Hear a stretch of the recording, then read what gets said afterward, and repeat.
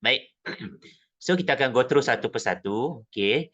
So soalan satu, dia kata lengkapkan pernyataan berikut dengan menggunakan pengkuantiti semua atau sebilangan. Okay. Kita dalam penakulan logik ni, dia ada pernyataan. Pernyataan tu adalah satu ayat yang kita boleh tentukan kebenaran dia ataupun kebatilan dia. Contoh, 4 tambah 2 sama dengan 6. Ini adalah pernyataan. Bila kita baca pernyataan itu, bila kita baca ayat itu, 4 tambah 2 sama dengan 6. So, kita boleh sahkan dia punya kebenaran dia. Maksudnya benda ni betul. 4 tambah 2 memang sama dengan 6. Macam tu. Okey, antara pernyataan yang lain, 4 tambah 2 sama dengan 8. Ini pun pernyataan juga. So, 4 tambah 2 sama dengan 8. Kita boleh sahkan dia punya kebatilan dia. Kita tahu benda ni salah. 4 tambah 2 mana bukan sama dengan 8. Tapi kita boleh tahu dia punya kesahihan dia yang ini adalah salah. So ini adalah pernyataan. Itulah contoh dia. Okey. Apa contoh yang bukan pernyataan? Okey, contoh bukan pernyataan macam ni lah. 4 tambah 2. Tergantung. Okey, dia tergantung 4 tambah 2. Sebenarnya apa yang nak dicuba disampaikan 4 tambah 2 ni nak apa sebenarnya ni? Macam tu. Okey, so bila disebut 4 tambah 2 je, bukan kita yang keluarkan jawapan tak. Kita tak keluarkan jawapan. Kita nak yang menulis itu ataupun yang mengeluarkan ayat itu yang mengeluarkan jawapan. Kita cuma nak sahkan dia punya betul ke salah. Itu adalah pernyataan. So kalau bila sebut 4 tambah 2 ni, maksudnya bukan pernyataan lah. Macam tu. Okay. Kalau pernyataan dalam kita punya rutin harian kita, contoh bukan pernyataan. Contoh bukan pernyataan. Dah makan? Macam tu. Dah makan? Itu adalah soalan. Okay? Dah makan. So macam mana kita nak tentukan benda tu betul ke betul tu salah? Nak kata soalan tu betul? Tak juga. Nak kata soalan tu salah pun? Tak juga. So kita tak boleh nak tentukan kesahihan dia. So itu bukan pernyataan.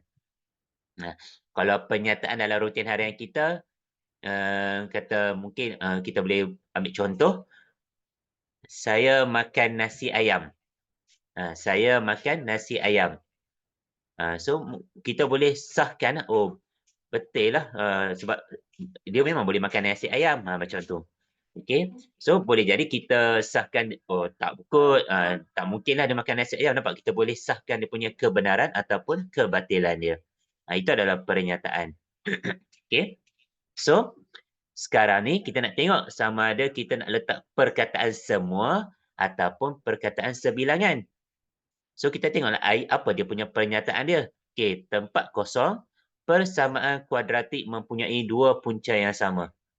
So dekat sini kita kena tahu pengetahuan berkenaan dengan persamaan kuadratik. Kita tahu persamaan kuadratik akan menghasilkan punca. Apa maksud punca? Punca yang kita cari nilai X tu. X sama dengan 5 dan satu lagi X sama dengan 8. 5 dan 8 adalah punca-punca. Okey, so sekarang ni dia kata mempunyai dua punca yang sama. Kalau kita tengok, kalau kita biasa buat latihan persamaan kuadratik, kita mendapati yang nilai-nilai X boleh jadi sama. Maksudnya boleh jadi X sama dengan 5 dan satu lagi pun X sama dengan 5. So itu maksudnya dua punca yang sama. Tapi bila kita buat latihan yang lain, boleh jadi kita dapat dua punca yang berbeza. So X sama dengan 5, satu lagi X sama dengan 8. So kita tahu, berdasarkan pengetahuan kita tahu yang kita boleh dapat dua punca yang berlainan. So dengan erti kata lain, kita tahu yang dalam persamaan kuadratik kita boleh dapat dua punca yang sama atau dua punca yang berlainan. So sekarang ni, pengkuantiti apa yang sesuai untuk kita letak dekat tempat kosong ni? Kalau kita letaklah, contohlah kita letak semua persamaan kuadratik mempunyai dua punca yang sama. Ataupun kita letak sebilangan persamaan kuadratik mempunyai dua punca yang sama. So yang mana satu yang yang apa orang kata boleh sahkan dia punya kebenaran, yang boleh bagi tahu hak ni betul. Macam tu.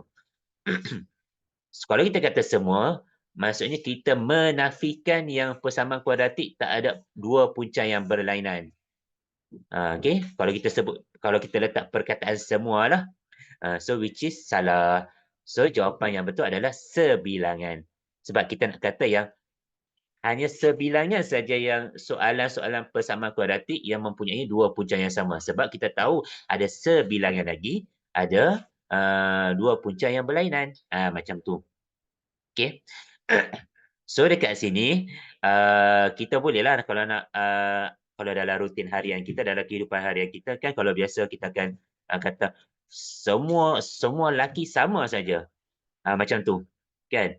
So adakah benda itu kita boleh katakan, "Ish, takkanlah semua lelaki sama." Maknanya ayah kita pun sama, abang kita pun sama, adik lelaki kita pun sama, kan? So kita tak bolehlah cakap macam tu. So kalau kita tengah emo, nak kata yang lelaki ni buat hal, cakaplah sebilangan lelaki ni sama saja, macam tu. Kan? So kalau kita kata semua lelaki sama, nanti kita boleh argue baliklah. So ayah hang pun samalah, adik hang pun samalah, macam tu. Sebab menggunakan perkataan semua. Itu antara benda nak argue lah. Kan? Betul tu. Okey, bagus. Okey. Isteri ada kat belakang, saya kena. Okey. So, B. Okey, tu habis soalan dia. Sorry, itulah jawapan dia. Okey, kita letak sebilangan. Sebilangan. Tapi letak jawapan dekat ruang jawapan. Ruang jawapan dekat sinilah. Biasa dia akan bagi ruang jawapan dekat sini. So kita letaklah sebilangan. Okey. Baik, kita teruskan. Soalan B. Okey, tulis premis 2 untuk melengkapkan hujah berikut. Baik. Hujah ada 3 bentuk. Okey, hujah ada 3 bentuk. Kita akan pergi ke bentuk-bentuk dia nanti satu persatu lah. Okey, kalau kita tengok kat sini, apa bentuk dia? Baik, kita kena baca dulu. Okey, premis ni pernyataan. Premisnya pernyataan. So, premis 1, dia kata jika M ialah gandaan bagi 6, maka M ialah gandaan bagi 3. So, premis 2, kita perlu isikan apa yang kita kena letak pernyataan pada premis 2. Lepas tu kita tengok kesimpulan dia. Kesimpulan, 23 bukan gandaan bagi 6. Baik. Hujah ini, bentuk apa? So, bentuk dia adalah bentuk yang saya color warna kuning ni. Kalau awak nampak ada perkataan jika dan maka. Okay, jika dan maka dia dia berada pada bentuk yang macam ni. Jika P, maka Q. Okey, P dan Q itu adalah ayat perkataan lah. Jika P, maka Q. So, kalau kita punya P adalah M ialah gandaan bagi 6. So, M ialah gandaan bagi 6 ni adalah P kita. Maka Q. So, Q adalah M ialah gandaan bagi 3. Okey, kalau nampak premis yang macam ni ataupun pernyataan macam ni, maka premis 2 dengan kesimpulan kena ikut urutan macam ni. Okey. So, yang tanda ombak ni maksudnya bukan. Bukan Q benar. Lepas tu dia punya kesimpulan dia, bukan P benar. Macam mana kita boleh tentukan hujah tu bentuk yang ni? Kita tengok pada kesimpulan. Okey, kadang-kadang soalan ni boleh jadi dia bagi premis 2, kita kena isi tempat kosong pada kesimpulan. Boleh jadi dia bagi kesimpulan, kita kena letak pernyataan pada premis 2. Boleh jadi ada pernyataan pada premis 2 dan ada pernyataan pada kesimpulan, dia suruh kita isi tempat kosong pada premis 1. Macam tu. So macam mana kita nak tentukan? So 23 bukan, nampak? Ada perkataan bukan. So kalau ada perkataan bukan, maksudnya hujah ini terletak pada bentuk yang macam ni. Okey, yang ada bukan Q benar, lepas tu dia punya kesimpulan bukan P benar. So kita tengoklah, P kita adalah M ialah gandaan. M ialah gandaan bagi 6, itu adalah P. So Q pula M ialah gandaan bagi 3. Lepas tu dia kata kesimpulan 23 bukan gandaan bagi 6. Okey, 23 bukan gandaan bagi 6. So, maksudnya gandaan bagi 6 ini adalah P. Kan? Gandaan bagi 6 ini adalah P. So, dekat sinilah nampak ni. Bukan P adalah benar. Bukan P adalah benar. Maksudnya 23 bukan gandaan bagi 6. So 23 ni bukan P. So apa yang kita perlu letak hujah pada premis 2? Apa yang kita perlu letak ayat ataupun pernyataan pada premis 2? So kita tahu bukan Q benar. So kita letaklah siap-siap. Bukan Q. Q apa dia? Bukan gandaan bagi 3. Gandaan bagi 3. So, apa yang nombor yang bukan gandaan bagi 3? 23. So, kita tulislah 23 bukan gandaan bagi 3. Macam tu. Okay. Kita bukan ambil balik ayat yang M ialah gandaan bagi 6 tak? M itu adalah nombor. So, nombor apa yang bila kita letak pada premis 2 dengan kesimpulan, so, itulah hujah dia. Macam tu. Okay. So, itu adalah bentuk, yang ini adalah bentuk nombor 3. Okay, yang ini adalah bentuk nombor 3. Boleh So, bentuk nombor 3. So, ingat, nampak saja perkataan jika dengan maka. Lepas tu cari, tengok dekat premis 2 ataupun kesimpulan, ada tak perkataan bukan? Kalau ada perkataan bukan, maksudnya itu adalah bentuk nombor 3. Okey, siap. Itu. So, kita tengoklah skema jawapan betul tak? Ni betul So, dia kata 23 bukan gandaan bagi 3. Baik. So, jawapan dah ada dah. Skema jawapan dah ada dah. Cuma saya nak terangkan supaya awak boleh faham bila awak nak baca soalan dan jawapan yang saya bagi nanti. Okey, soalan C. So, soalan C dia kata tulis 2 implikasi. Okey, tulis 2 implikasi ataupun 2 ayat. 2 ayat berdasarkan pernyataan berikut. So dekat sini dia bagi tahu 3x tambah 4 sama dengan 10 jika dan hanya jika x sama dengan 2. Okay, so dia punya keyword dia punya clue dia adalah ayat ni. Jika dan hanya jika. Okay, jika dan hanya jika. Bila nampak je jika dan hanya jika ini, saya boleh bagi tahu siap-siap. Ini awak boleh dapat markah free senang-senang je 2 markah. Okay, apa cara dia? Okay, nampak saja jika dan hanya jika. Lepas tu dia suruh tulis 2 implikasi. Kita cuma buat macam ni saja. Jika P maka Q, ini nombor 1. Lepas tu nombor 2. Jika Q maka P. Itu saja. So tak perlu nak runsing ataupun nak fikir apa nak kena buat ni. Kita cuma salin balik saja. Salin balik dengan ada 2 ayat yang berbeza. So, kita punya P apa dia? P kita adalah 3x tambah 4 sama dengan 10. Dan Q kita adalah x sama dengan 2. So, kita salin je balik. Jika 3x tambah 4 sama dengan 10, maka x sama dengan 2. So, dapatlah implikasi yang pertama. So, implikasi yang kedua, jika x sama dengan 2, maka 3x tambah 4 sama dengan 10. Itu adalah implikasi yang kedua. Cukup 2 markah kat situ. Settle. Okay, kita boleh tengoklah skema jawapan dia. Nampak? Implikasi yang pertama, jika P, maka Q. Lepas tu, implikasi yang kedua, jika Q, maka P. Siap. Okay. Kalau ada sebarang soalan, boleh buat emoticon, lepas tu baru tanya soalan. Tahu? Supaya saya nampak, oh ada orang buat emoticon, macam tu. Okay. Baik, kita teruskan lagi. So, dah boleh buat nota. Kalau nampak je jika dan hanya jika, so labelkan mana satu P, mana satu Q. Tapi biasanya yang depan ni adalah P, yang belakang adalah Q. So, keluarkanlah 2 ayat, iaitu jika P maka Q, nombor 1. Nombor 2, jika Q maka P. Nak terbalik pun tak apa. Apa maksud terbalik? Maksudnya nombor 1 awak letak jika Q maka P. Lepas tu nombor 2, jika P maka Q pun diterima. Alright. So, soalan D. Soalan D, dia kata buat satu kesimpulan umum. Ini adalah soalan yang kita kena buat satu kesimpulan umum. Okey, secara arohan ataupun induction lah. Okey, induction ni adalah dia bagi bukti-bukti yang khusus, lepas tu kita keluarkan umum dia. Okey, kita keluarkan umum dia. Okey, apa maksud dia bagi bukti-bukti khusus? Bukti-bukti khusus yang bawah ni lah.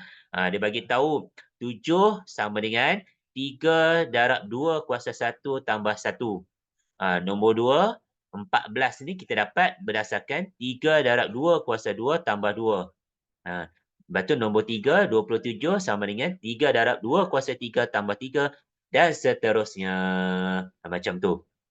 Okey, so itu adalah khusus. So bila benda-benda yang khusus ini, kita nak tengok apa persamaan dia berdasarkan setiap khusus itu. So apa persamaan dia, bila kita jumpa persamaan dia, kita akan keluarkan dan kita akan buat satu kesimpulan umum. Dengan erti kata lain, kita bina satu rumus. Kita bina satu formula yang formula itu boleh diguna pakai untuk setiap bukti yang khusus itu. Macam tu. Okey, yang ni saya ajar teknik dia. Baik, baik. So, kalau dapat soalan macam ni, belah kiri ni yang ada sama dengan sebelah kiri ni, kita buang tepi. Kita buang tepi. Okey, so kita buang tepi. Maksudnya saya buat macam ni lah.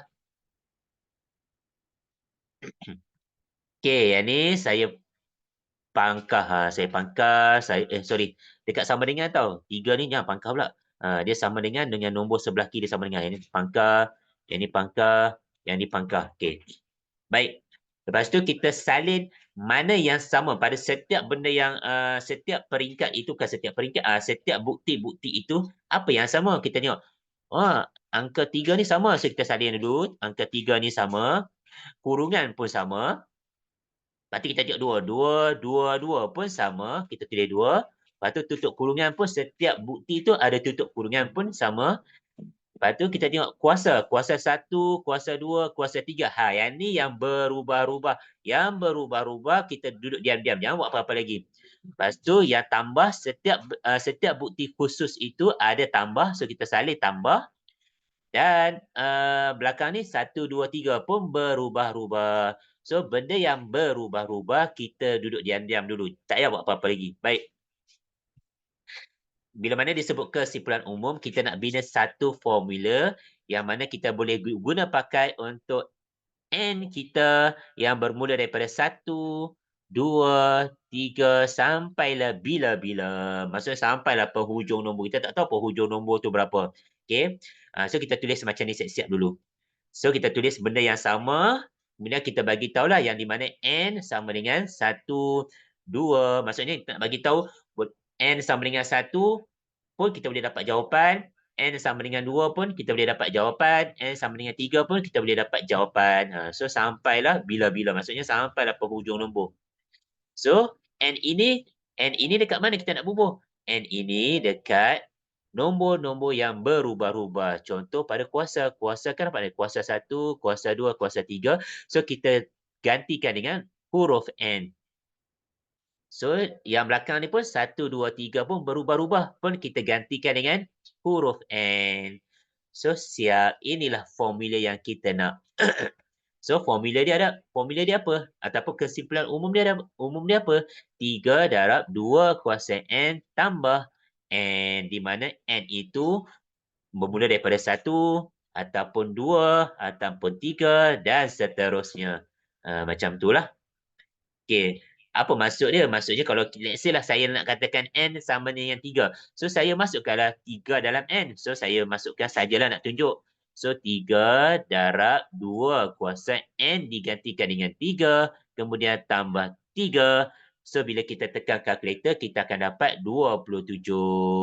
So maksudnya boleh diguna pakai macam itulah. Okay.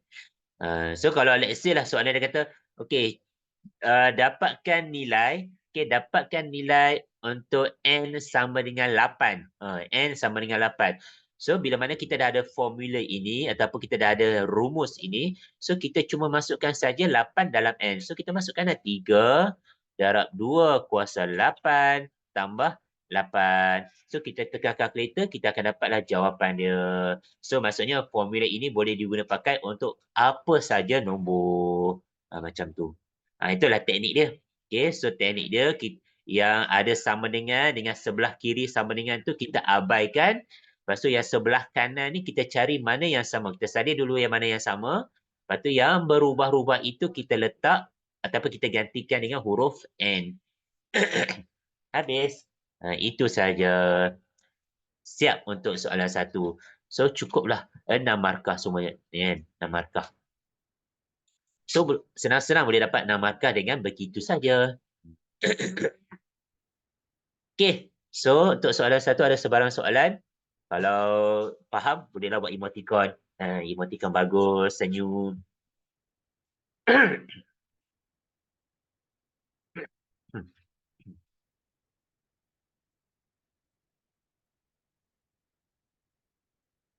Okey, Alhamdulillah. Bagus, faham. Okey. Kita teruskan. Okey, kita teruskan lagi. Nampak ni skema jawapan. Okey. Okey, bagus-bagus. Itu adalah standard lah. Standard. So, saya boleh berkatakan sebilangan yang diam itu faham. So, make sense lah sebab kalau saya kata semua yang diam itu faham, tak logik juga. Okey, ada yang diam tak faham, ada yang diam faham, ada yang diam tak ada pun dekat skrin. Macam tu. Boleh jadi macam tu. Okey, itulah penangan kelas online. Tu normal lah tu. Alright. So, kita teruskan lagi. Okey, kalau sebilangan dah faham, bagus. Kita teruskan. Baik, soalan 2. Okey, dekat sini kata tulis akas dan kontrapositif implikasi berikut. Okey, so ini kita kena belajar benda barulah. Okey, akas dan kontrapositif. Baik. Awak kena tahu PASK. PASK. Apa maksud P? P adalah pernyataan, pernyataan. A adalah akas. S adalah songsang. Dan K adalah kontrapositif. Positif. Positif. Positif.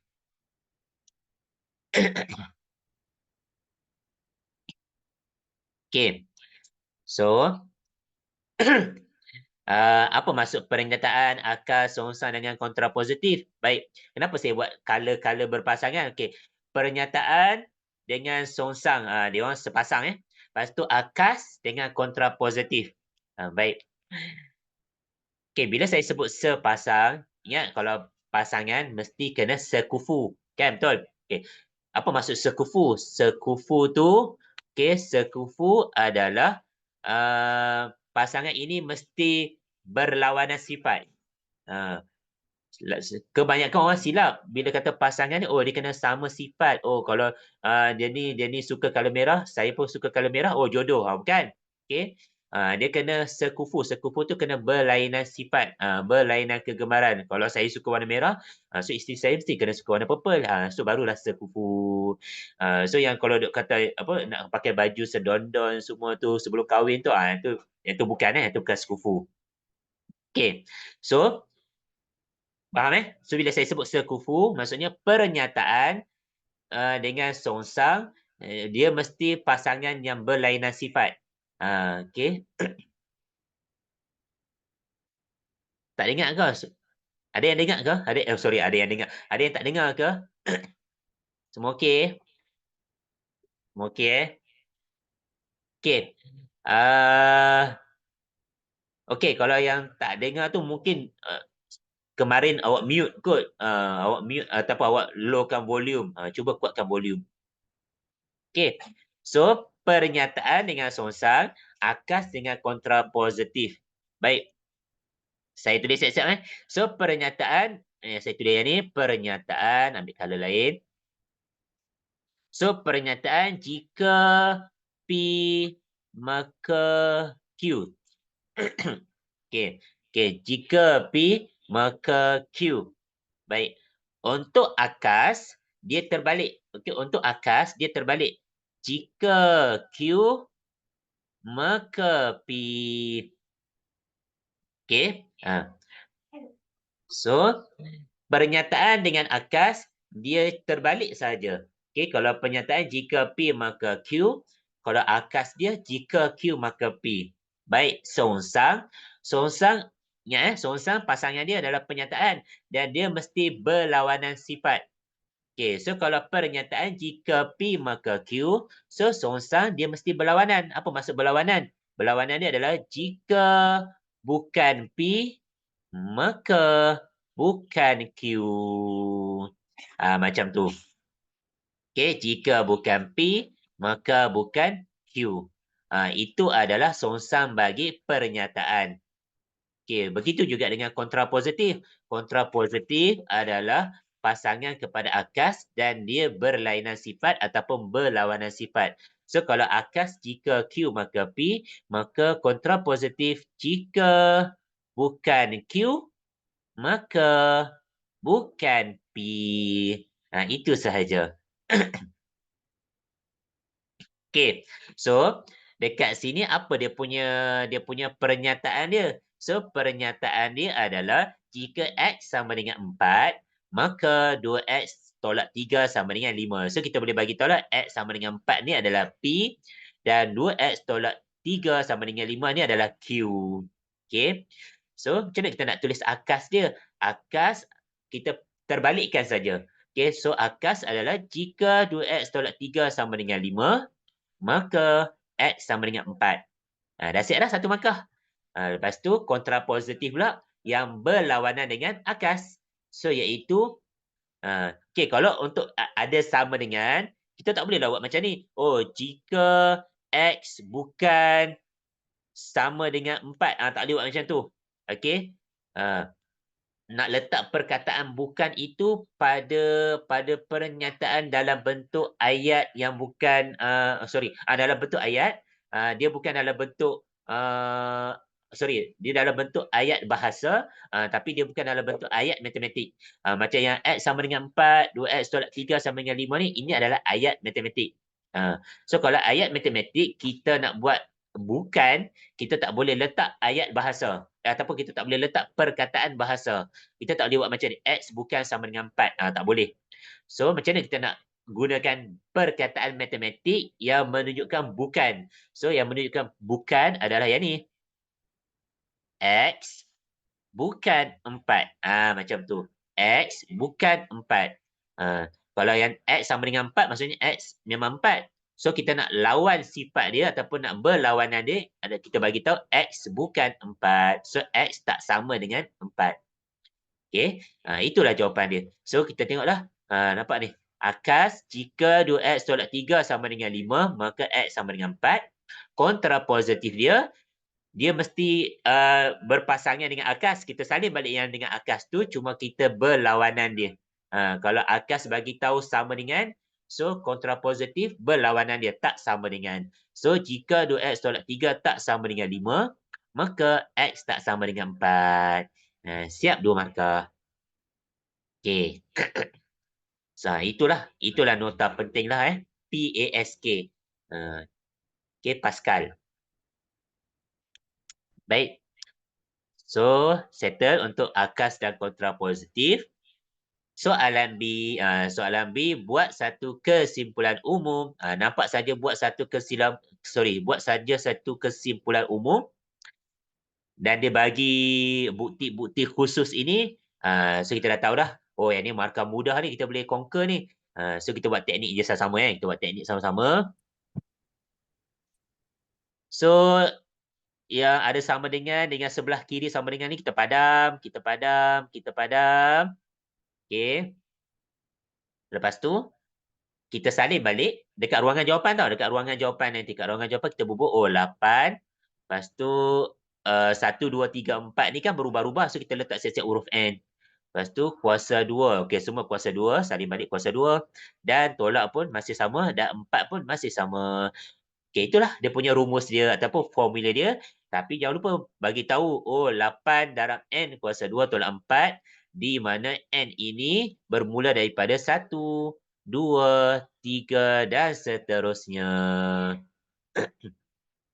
Nah, dia kena tulis macam ni. Baru dapat markah lengkap.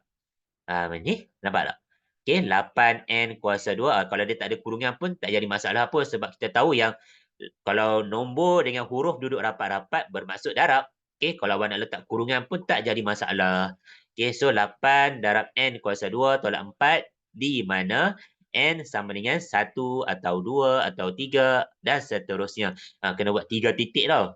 Jangan buat banyak titik, 3 titik saja. 3 titik melambangkan nombor itu berterusan. Ikut turutan lah, ikut turutan menaik. Macam tu. Siap untuk soalan 2. Baik, untuk soalan 2 ada sebarang soalan?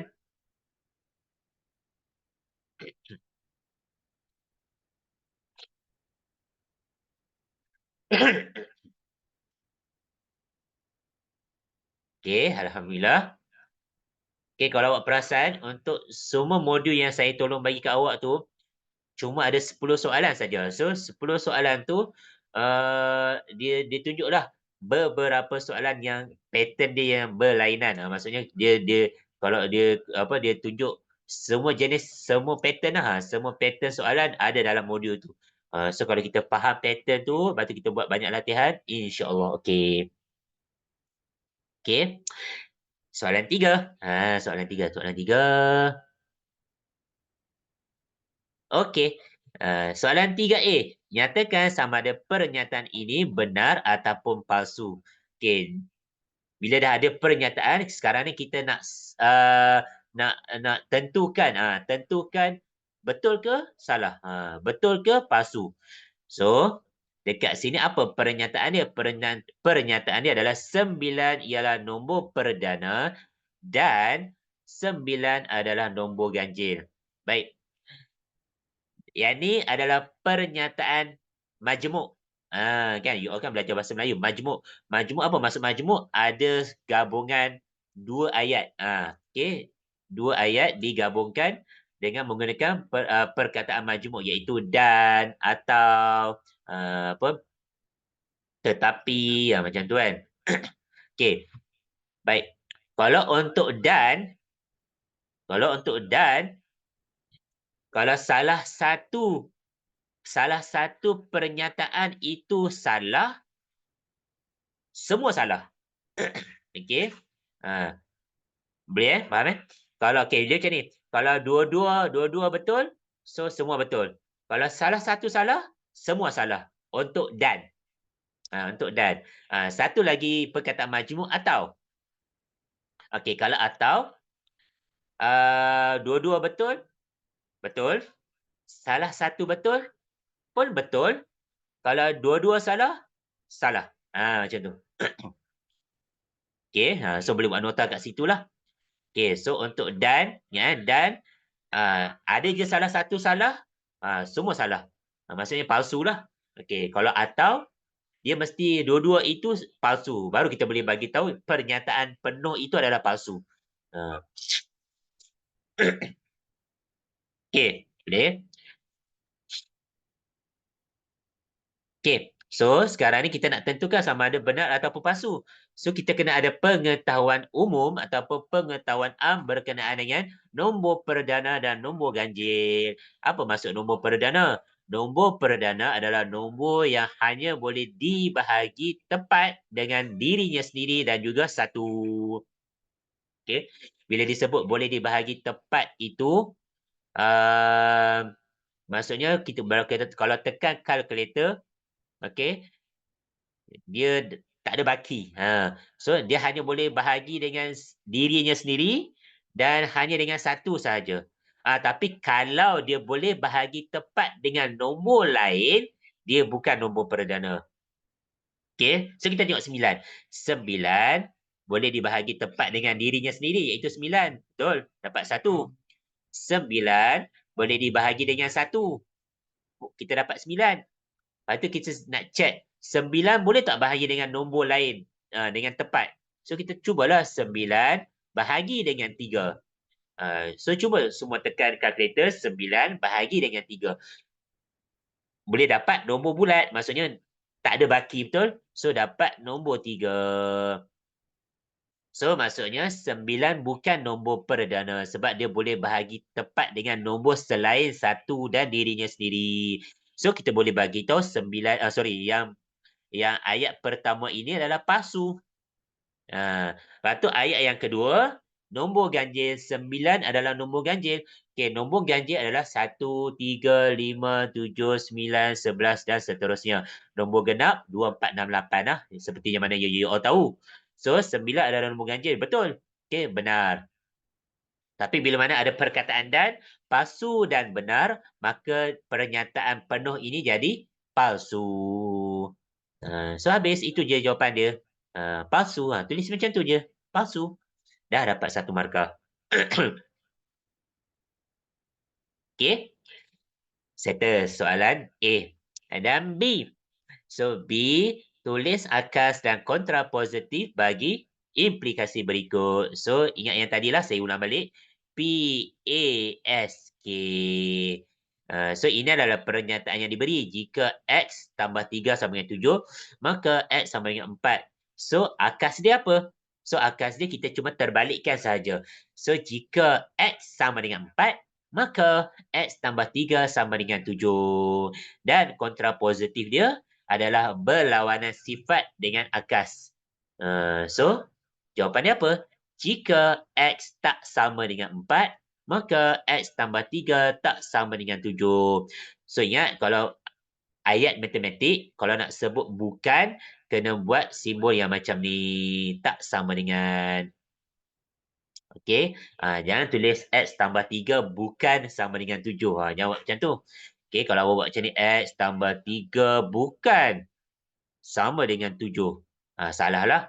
Okey, kita tak boleh gabungkan ayat matematik dengan ayat bahasa dalam satu pernyataan. Macam tu. Okey. Siap untuk akas dan kontra positif. Dan seterusnya. Soalan C. Okey, soalan C. Tulis premis 2 untuk melengkapkan hujah. Ni hujah pula. Okey. Saya ulang balik, hujah ada 3 bentuk. Tadi bentuk nombor 3 kita dah buat dah soalan 1 tadi.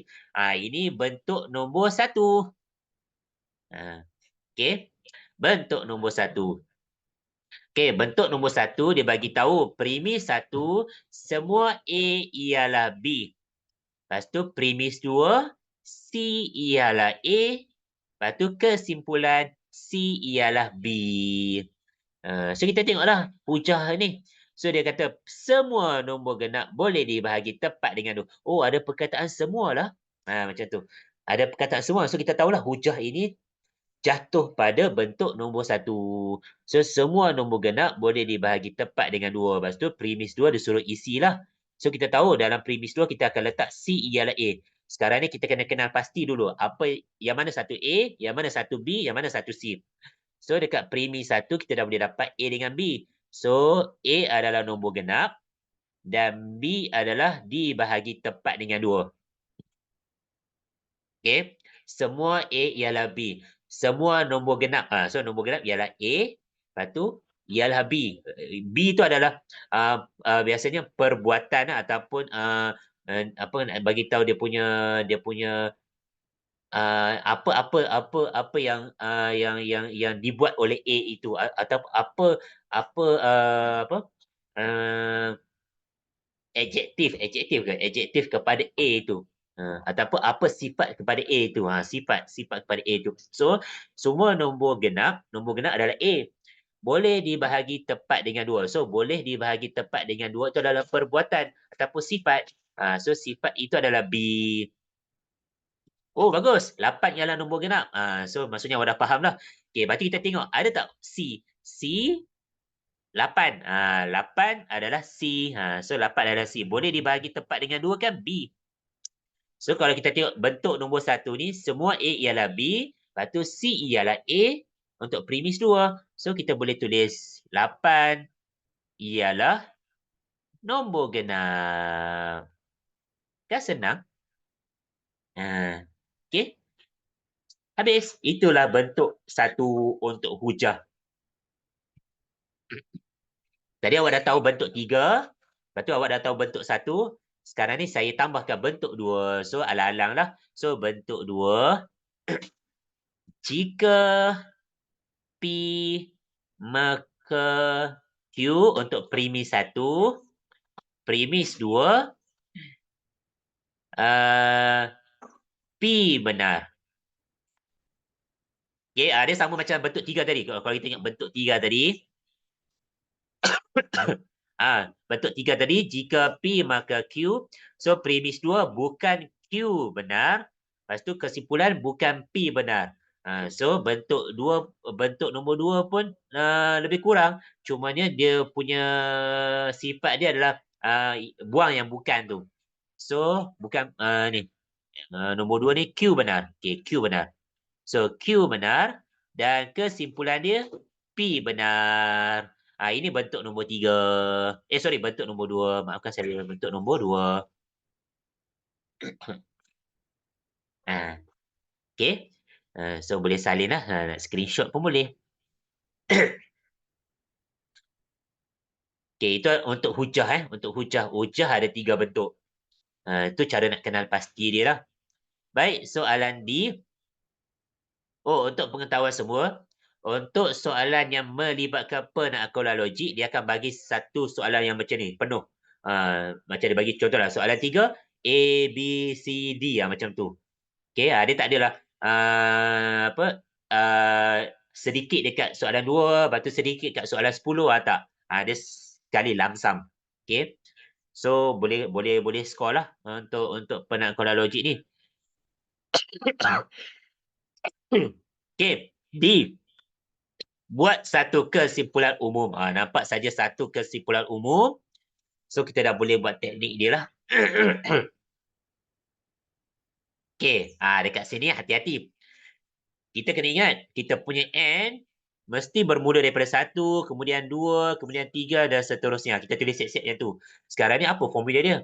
Formula dia, okay, yang ni buang, yang ni buang, yang ni buang. So, salin je balik yang sama. So, 4, buka kurungan masih sama, tutup kurungan masih sama, kuasa 3 masih sama, tambah masih sama. Okay, so kita tengok, ada tak yang ikut urutan 1, 2, 3? Adalah yang dalam kurungan 1, 2, 3. So, kita boleh letak huruf N kat sini. Okay. Sorry jap. Okay. Tapi dekat 149 tak ada pun ikut urutan. Tak ada pun 1, 2, 3. So dekat sini kena fikir sikit. Okay, kena fikir sikit. Kita tahu 149 ini boleh terhasil daripada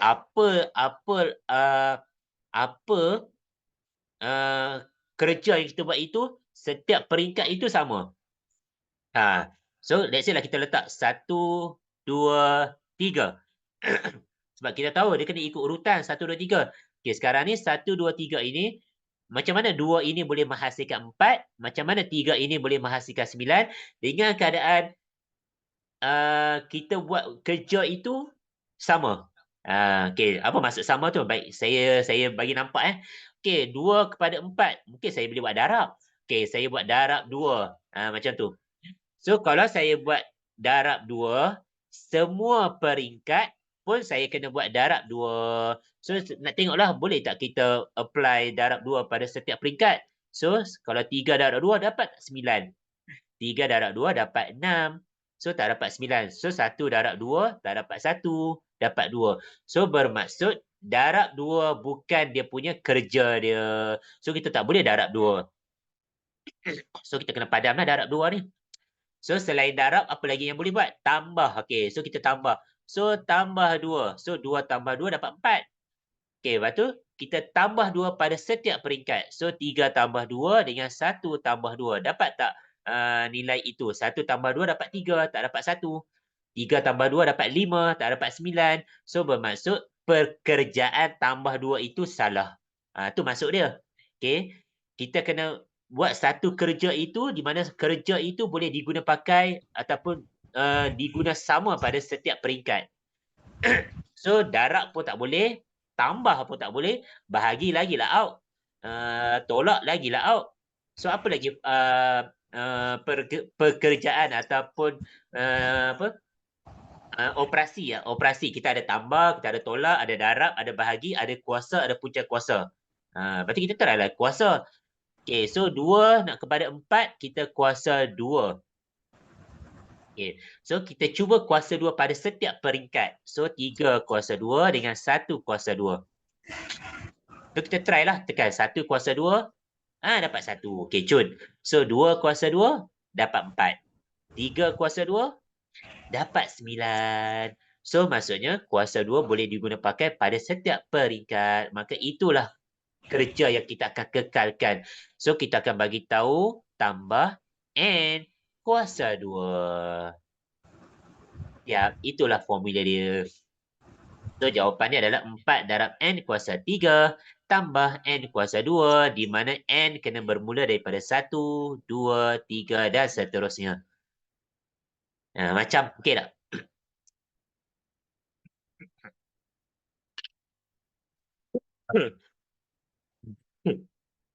Okey, faham?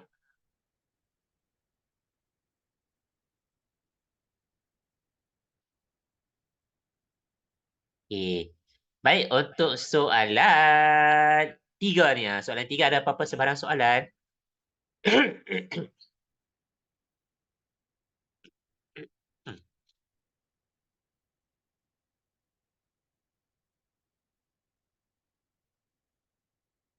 Okey, tak ada. Okey, sebilangan. Okey, sebilangan yang diam itu faham.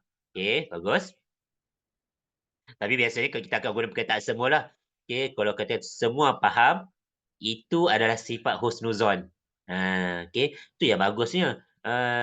Kita diajar untuk husnuzon. Oh, semua faham, nampak? Kita guna perkataan semua faham. Walhal hakikatnya tak semua yang akan faham. Betul? Tapi sebab tu kita kena husnuzon. Sebab bila kita berhusnuzon, itu adalah doa. So, bila kita kata semua faham, kita tengah mendoakan yang insya-Allah semua faham. Macam tu. Okey, kita rehat 3 minit dulu. Nak minum air ya.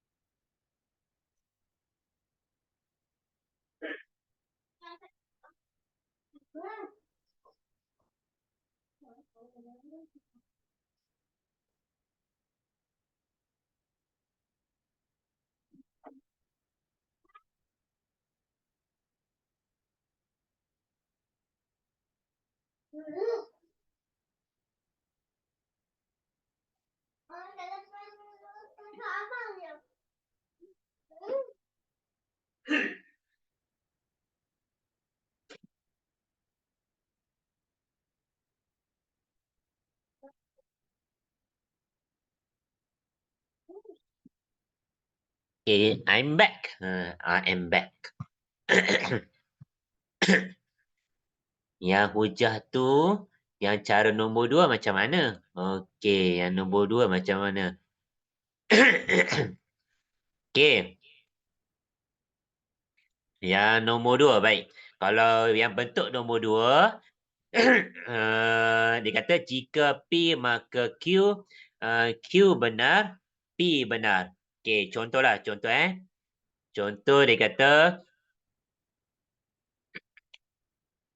okey, jika X sama dengan 4, maka X tambah 5 sama dengan 9. Lepas tu dia bagi kesimpulan, kesimpulan X sama dengan 4. Macam tu. Okey. Yang ni premis 1, ini premis 2 dan K kesimpulan. So dia kata jika X sama dengan 4, maka X tambah 5 sama dengan 9. Lepas tu kesimpulannya X sama dengan 4. So maksudnya nak bagi tahu yang X sama dengan 4 itu betul. So bila X sama dengan 4 itu benar, maka kita just salin je balik. X tambah 5 sama dengan 9. Habis, macam tu je. Okey, okey tak? Faham?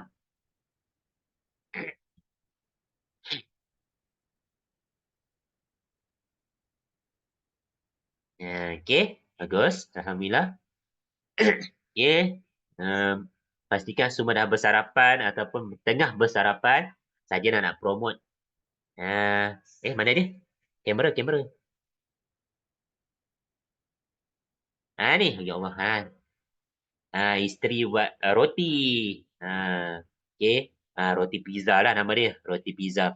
Sebab ada tempahan, so, hari ni ada orang tu akan mai ambil, so pagi-pagi isteri saya buat roti pizza. So, sesiapa yang nak teringin makan roti, pizza ke, brownies ke apa ke, boleh je roja isteri saya buat tempahan. Oh, padu kan? Tu belum lagi tunjuk makan, nak saya makan. Yalah, kesian. Itulah. Kan sekarang Domino's, Pizza Hut semua kan, kita kena boycott kan. So kita buatlah pizza sendiri. Saya makan sikit lah bagi apa semangat you all nak tempah nanti. Bismillah. Ni namanya mukbang. Bismillah. Lembut ah. Manis.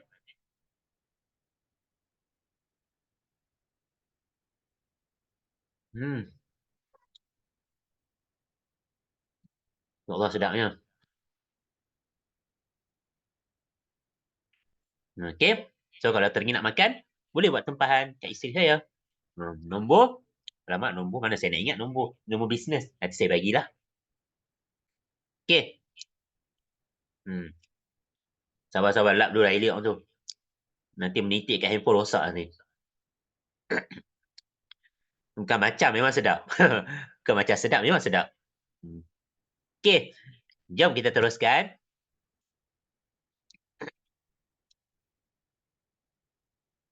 Okey, soalan 4. Ada lagi 6 soalan. Okey, so bertambahlah So, nyatakan sama ada pernyataan berikut ialah benar ataupun palsu. Okey, so soalan 1. -5 ialah nombor perdana. So, palsu ke benar? Ingat, apa itu nombor perdana? Nombor perdana adalah nombor positif yang boleh didarabkan dengan dirinya sendiri dan juga 1.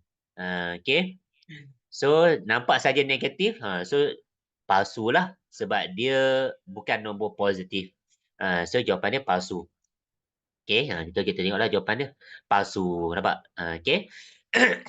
Lepas tu, nombor 2, hasil darab nombor genap dan satu nombor genap dan satu nombor ganjil ialah satu nombor genap.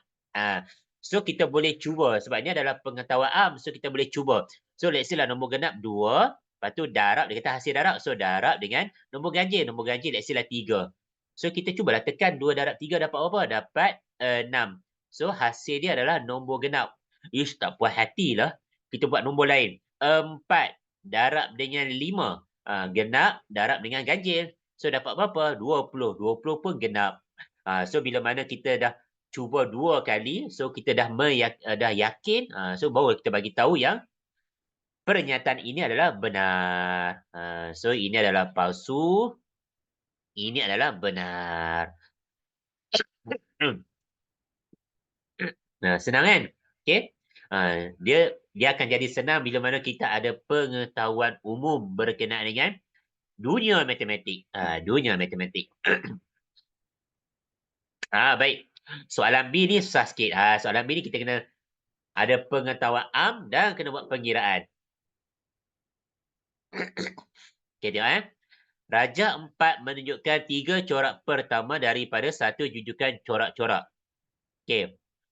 So dia ada macam ni Kalau kita tengok ni kita kira dulu bilangan dia. Okey. Yang ni ada 1, kemudian dia jadi 4, kemudian dia jadi 9. Dan macam biasa kita kena ikut urutan. So kalau ikut urutan 1 2 3. So mana datang 149 ni? So kita tahulah 149 ni datangnya daripada berkuasa 2. So 1 kuasa 2 1, 2 kuasa 2 4 dan 3 kuasa 2 9. Okey, so kita dah nampaklah urutan dia macam tu. Baik, yang ni kita letak tepi dulu. So kita nampaklah, oh 149 dan 149 datangnya daripada 1/2, kemudian 2/2 dan 3/2. Okey, sebab dia mesti ikut urutan. Baik. So, soalan dia apa? Soalan dia kata diberi bahawa diameter setiap bulatan ialah 20 sentimeter. Buat satu kesimpulan umum. Nampak tak? Bila ada perkataan satu kesimpulan umum.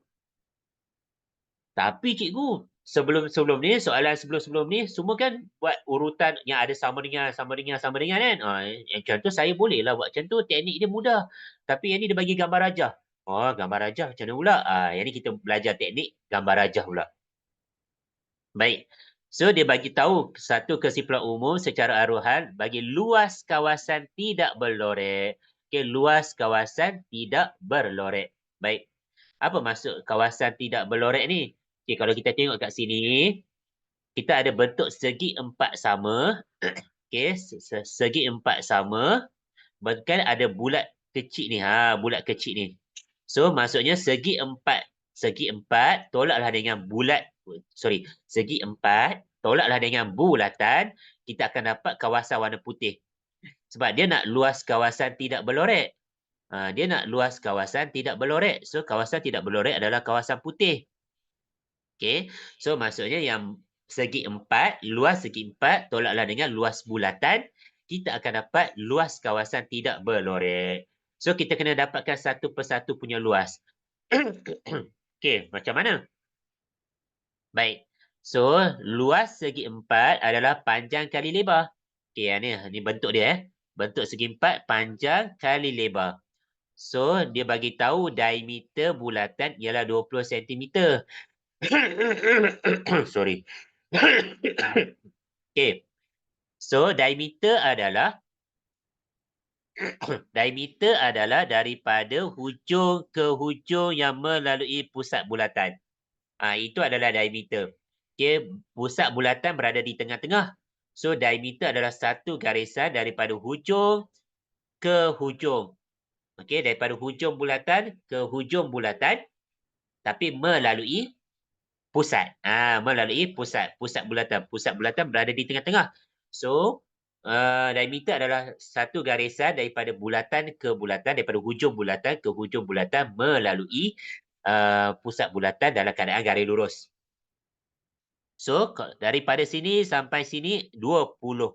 So, maksudnya daripada hujung segi empat kepada hujung segi empat, panjang dia 20. So, sekarang ni, ini adalah segi empat sama. So, segi empat sama, setiap sisi sama panjang. So, panjang dia 20, lebar dia pun 20. Lepas tu, luas segi empat sama adalah panjang kali lebar. So, 20 kali 20 dapatlah 400. Itu baru luas segi empat. Sekarang ni kita nak luas bulatan pula. Luas bulatan ada dalam senarai rumus. Okey, ada dalam senarai rumus iaitu pi J kuasa 2 dan J adalah jejari. Jejari adalah separuh daripada diameter. Okey, jejari adalah separuh daripada diameter. Maksudnya diameter dibahagi dengan 2. So, kalau diameter kita 20. So, 20 bahagi 2 dapatlah 10. Okey, 20 bahagi 2 dapat 10. Itu adalah jejari. So, kita masukkan saja 10 dalam J.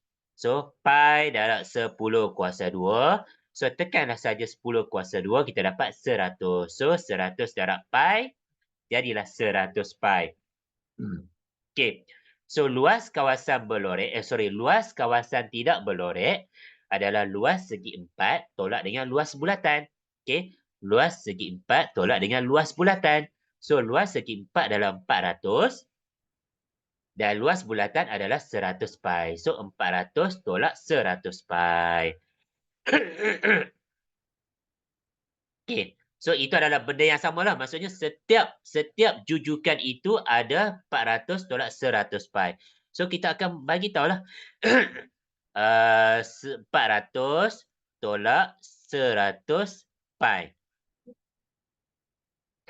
Okey.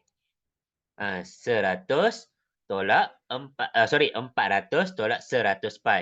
Lepas tu yang berubah-rubah kan 1, 2, 3 tadi. Tapi 1, 2, 3 ini kan, kalau kita perasan, kita punya bentuk tu bertambah. Mula-mula daripada 1, lepas tu jadi 4, kemudian jadi 9. So, kita darabkan dia. So, kita darabkan dengan N kuasa 2. Di mana di mana N itu kena bermula daripada 1, 2, 3 dan seterusnya.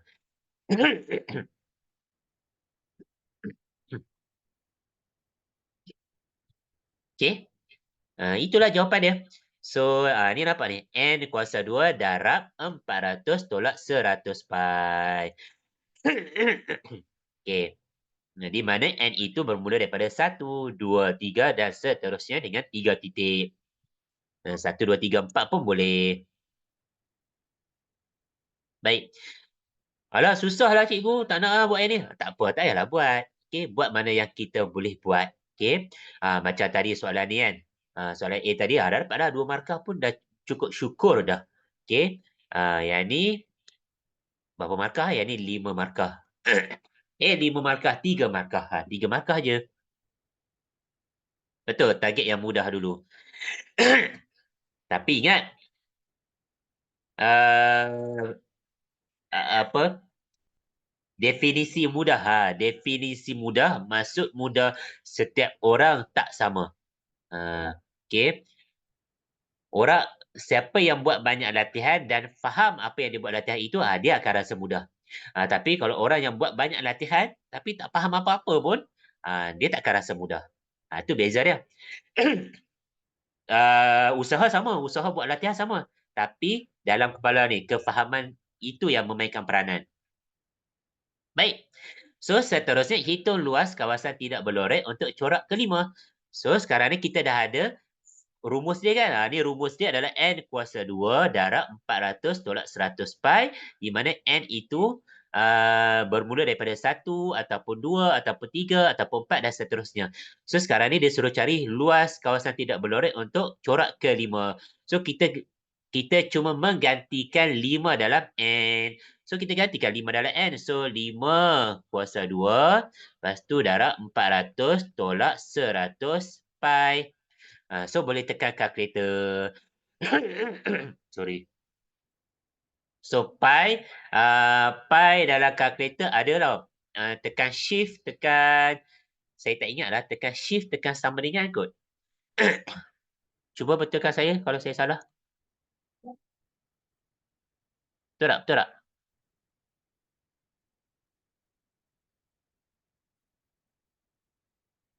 Cuba cari simbol pi tu. Cuba tengok kalkulator masing-masing, cari simbol pi tu.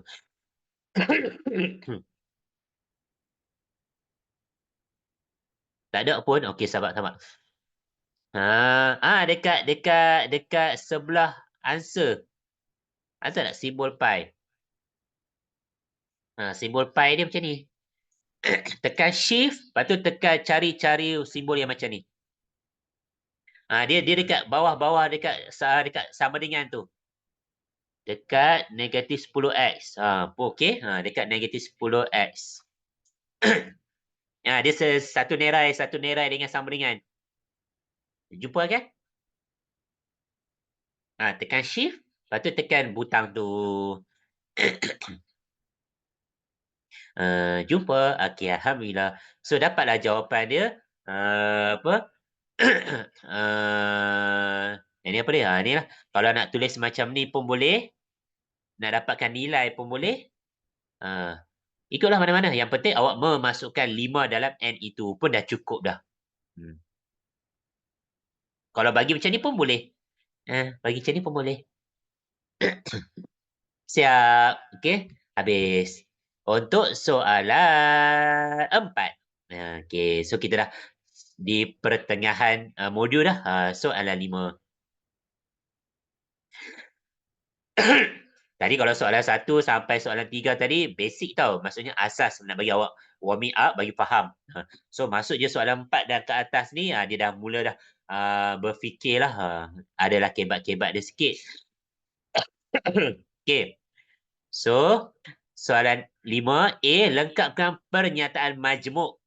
So, di ruang jawapan dengan menulis perkataan atau dan untuk membentuk suatu pernyataan benar.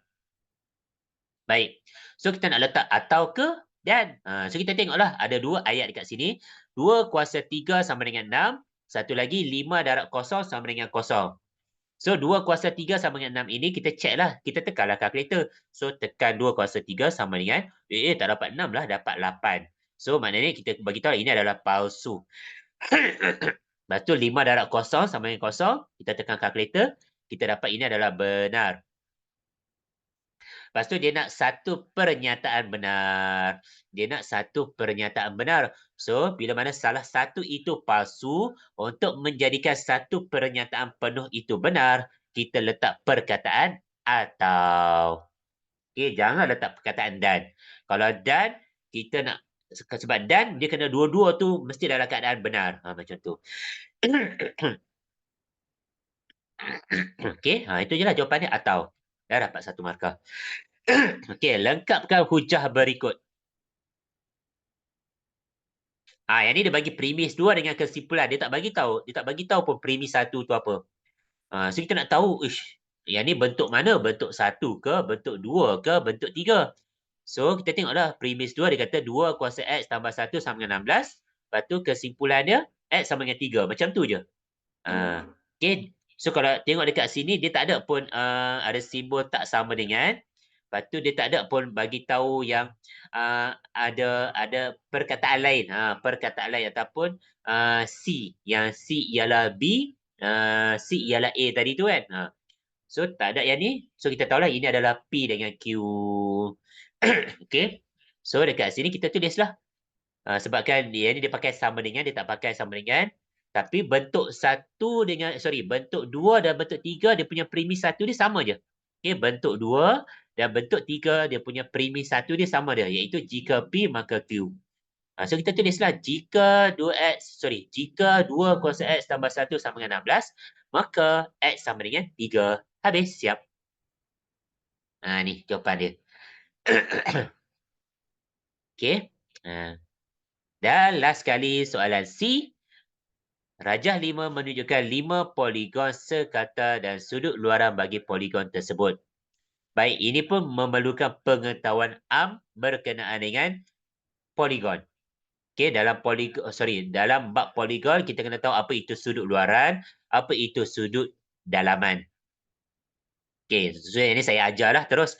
Okey, hasil tambah sudut luaran bagi setiap poligon adalah 360. Apa maksud sudut luaran? Okey, ini bentuk segitiga. Contoh yang ini bentuk segitiga. So, kalau kita panjangkan garis lurus keluar, kita panjangkan dia keluar, kita panjangkan dia keluar macam tu. Okey, so sini 120, sini pun 120, sini pun 120. Pada setiap bucu, kita panjangkan garis lurus dia dan kita ada sudut luaran dekat situ. So, hasil tambah sudut luaran adalah 360 untuk mana-mana poligon. Okay. So, sajalah nak check betul tak? Yang ni kita panjangkan dia, kita panjangkan dia, kita panjangkan dia. So, sini 90, sini 90, sini 90. Cubalah tambah 90 tambah 90 tambah 90 tambah 90. Dapat tak 360? Dapat 360. Okey, lepas tu sajalah nak check. Kita buat yang ni pula. Yang ni kita panjangkan dia, yang ni 72. Yang ni kita panjangkan dia, kita dapat 72. Yang ni kita panjangkan dia dapat 72. Yang ni kita panjangkan dia dapat 72. Pastikan setiap bucu itu kita keluarkan garis lurus dia dan kita letaklah sudut luaran itu. So cuba tambahlah 72 tambah 72 tambah 72 tambah 72 tambah 72. So masih dapat 360, betul? So bila mana tiga poligon yang berbeza ini, bila mana kita menakulkan dia, darab terus pun boleh, betul? Okay, menakulkan dia ataupun kita reasoningkan dia, daripada tiga bentuk yang lain-lain ni kan, bila kita buat hasil tambah sudut luaran ni, semua dapat 360 lah. Macam tu. So, macam mana nak boleh dapatkan setiap satu sudut luaran? So, kita tahu tadi kan macam ada sahabat kita sebut darab kan. Maksudnya 120 darab 3. Yang ni 90 darab 4. Yang ni 72 darab 5. Lepas tu yang bawah ni 60 darab 6. So, apa kesimpulannya? Untuk nak dapatkan satu sudut luaran. So, nak dapatkan satu sudut luaran, kita ambil berlawanan dia. So, kita tahu jumlah sudut luaran adalah 360. Betul? Lepas tu, kita nak dapatkan satu sudut saja. Kita ada banyak sudut. Kita nak dapatkan satu sudut saja. So, kita bahagilah dengan bilangan bucu. So, kita tahu kan, sebab apa kita pakai N? Sebab setiap poligon itu bilangan bucu dia kan lain-lain. Ini kan bermula dengan 3, ini kan bermula dengan 4, ini bermula dengan 5, ini bermula dengan 6 dan seterusnya. So, maka yang berubah-ubah itulah kita letak huruf N. So, 360 bagi N. Untuk N bermula dengan, kita tengoklah N bermula dengan berapa dekat sini? Bermula dengan 3. Tapi cikgu, tadi kan sebelum-sebelum ni kan bermula dengan 1. Betul, kita tengok pada jujukan itu. Pada yang sebelum-sebelum tadi memang kita bermula dengan 1. Tapi dekat sini kita bermula dengan 3. Maka kita kena start dengan bermula dengan 3, kemudian 4 dan seterusnya. 3 titik. Jangan bermula dengan 1 tau. Salah tau. Bermula dengan 1. Kenapa cikgu? Kenapa tak boleh bermula dengan 1? Baik, kita bagi berfikir sikit. Kalau N itu adalah bilangan sisi, kalau kita katakan N sama dengan 1, maknanya ada satu sisi, betul? So, satu sisi macam tu. Mana nak dapat bentuk? Mana nak dapat bentuk? Kan? Itu kita cuma dapat garis lurus je. Kita tak nampak pun bentuk. Kalau macam tu N sama dengan 2 lah. Okey, N sama dengan 2. Maksudnya ada 2 bucu. Ada 2 sisi lah. 2 sisi ataupun 2 bucu. Ni baru ada 2 sisi. Masih lagi tak nampak bentuk. Sebab itu sekurang-kurangnya kena ada 3 sisi. Barulah kita boleh menghasilkan bentuk. Sebab itu dia bermula dengan 3. Baru boleh menghasilkan bentuk. Okey. So 360 bagi N, di mana N itu bermula dengan 3, kemudian 4, kemudian 5 dan seterusnya. Alhamdulillah. Siap.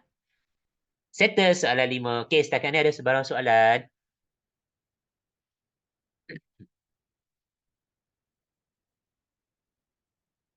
Cuba main dengan emoticon. Alang-alang semua ada yang apa jakun dengan Zoom. Cuba main emoticon. Cubalah tekan emoticon. Saya pun nak tekan emoticon. Reaction. Tekan reaction. Reaction. Oh, tak keluar. Keluar tu ada lem. Tu reaction. Okay. Hilang dah reaction dia. Ni ada yang angkat tangan bagus. Ada yang angkat tangan. Okay. Itulah reaction. Maksudnya awak faham. Nak bagi tahu awak faham ke? Nak bagi tahu awak apa tak faham ke? Okay.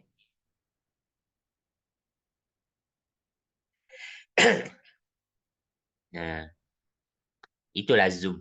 Zoom menarik. Okay. So, kita ada lagi masa berbaki 40 minit. Kita boleh teruskan Okay, Alhamdulillah. Dengan soalan 6. Okay, soalan 6. Nyatakan sama ada ayat berikut ialah satu pernyataan atau bukan pernyataan. Dekat sini dia bagi dalam bentuk ayat matematik, topik operasi set. Dekat sini kita kena ada pengetahuan berkenaan dengan operasi set. So apa maksud PQ? Ni apa simbol dia? Ini adalah simbol persilangan. Okey, ini adalah simbol persilangan. Okey, persilangan. Okey. Unsur-unsur PQ bersilang dengan unsur-unsur PQRS. Adakah pernyataan atau bukan? Kita faham tak apa yang dia nak cuba sampaikan? Macam tu. So, bila ayat matematik, dia mesti kena ada sama dengan. Mesti kena ada sama dengan jawapan. Kalau ikutkan jawapan dia adalah PQ. Q. Macam tu. Okey. Persilangan bermaksud apa unsur-unsur yang sama pada kedua-dua set itu. Set yang pertama ini ada unsur P dan Q. Set kedua ini ada unsur P, Q, R dan S. Bila bersilang, apa unsur-unsur yang sama ataupun apa unsur-unsur yang ada sama pada kedua-dua set itu. So, iaitu unsur P dan Q. Sebab tu kena ada sama dengan. Okay, so kalau ada sama dengan PQ, barulah kita boleh bagi tahu itu adalah pernyataan. Tapi kalau dia tergantung macam tu saja, apa yang dia nak cuba sampaikan? Macam tu. Okay. So kalau kita tak tahu apa yang nak cuba sampaikan, maksudnya itu bukan pernyataan. So kita letaklah jawapan bukan pernyataan. Siap? 1 markah. Okay. Baik, kita teruskan. Hujah. So kita tahulah hujah ada 3 bentuk. Bentuk 1 ke, bentuk 2 ke, bentuk 3. So dekat sini dia bagi tahu premis dulu dengan kesimpulan saja. So JKLMN ialah sebuah pentagon. Lepas tu JKLMN mempunyai 5 sisi. Kalau perasan nampak tak? Dia ada benda yang sama. So kalau benda yang sama maknanya ini adalah C kita. So ini bentuk yang mana? Bentuk 1 ke, bentuk 2 ke, bentuk 3? Bentuk 1. Bagus, bentuk 1. Okey. So kita tahulah yang JKLMN adalah C. Lepas tu sebuah pentagon ini adalah apa? B kan? Ini adalah B. Lepas tu C mempunyai 5 sisi. Ini adalah A. Kan betul kan? Kita punya nota tadi. Ke saya salah? Kita kena check balik. Kadang-kadang saya pun lupa. Ni. C ialah A, C ialah B. Okey. So terbaliklah. Saya yang salah. Haha. Okey, C ialah A atau C ialah B. Okey, so saya padam. So C ialah A dan C ialah B. So sekarang ni kita nak buat premis satu apa dia? Semua A ialah B.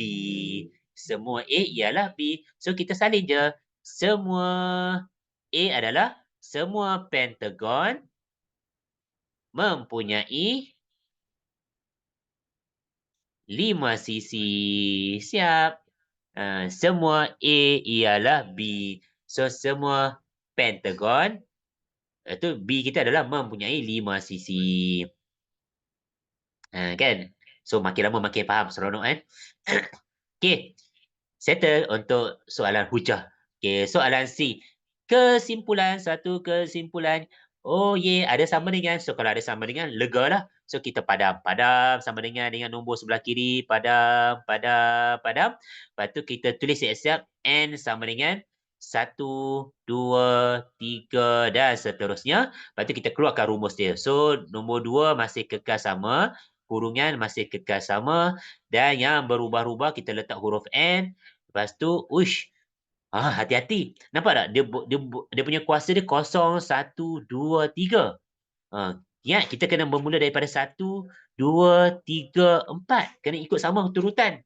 So, macam mana nak 1 itu jadi 0? Macam mana nak 2 itu jadi 1? Macam mana nak 3 itu jadi 2? Macam mana 4 itu nak jadi 3? Ada idea tak?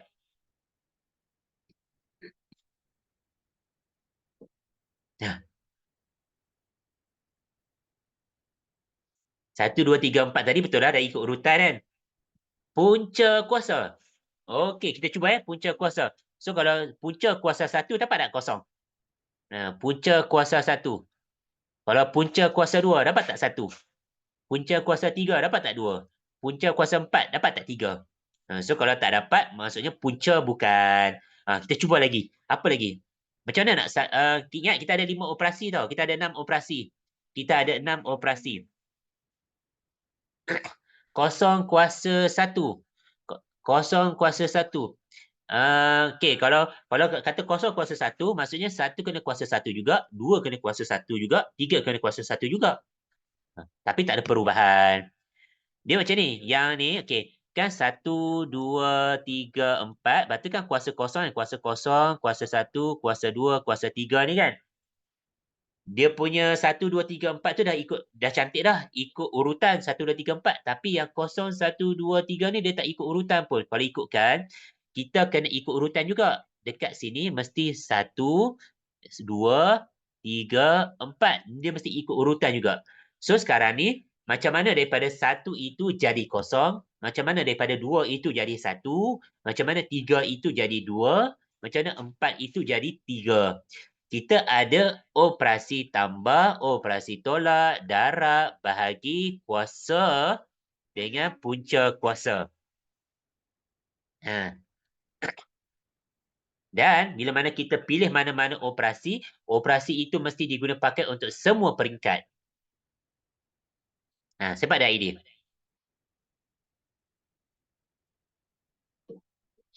Macam mana 1 nak jadi 0, macam mana nak 2 je nak jadi 1, macam mana 3 nak jadi 2, macam mana 4 nak jadi 3.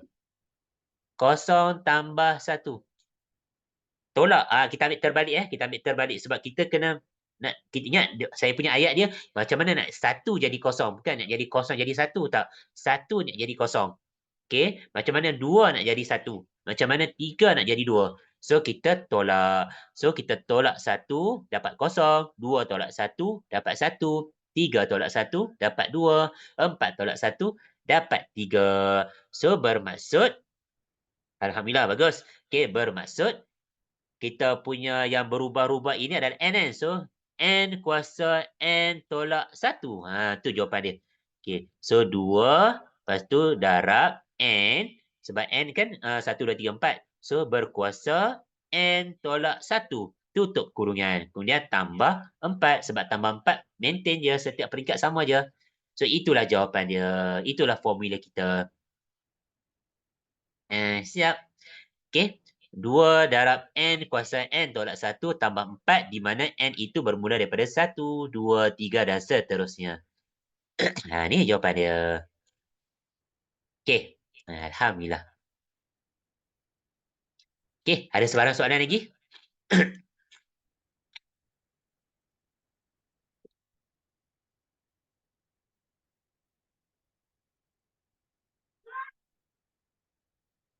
Okay.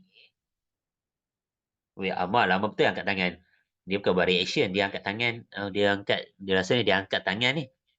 Dia tekan raise hand. Amal tak lenguh ke angkat tangan tu? Boleh turun kot.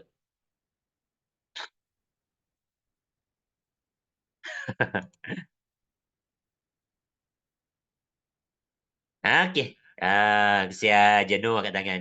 Saya tak denda awak tau suruh angkat tangan. Okay, jangan risau. Oh, kalau zaman-zaman saya student, uh, apa kalau salah ada buat salah ke dalam kelas kan.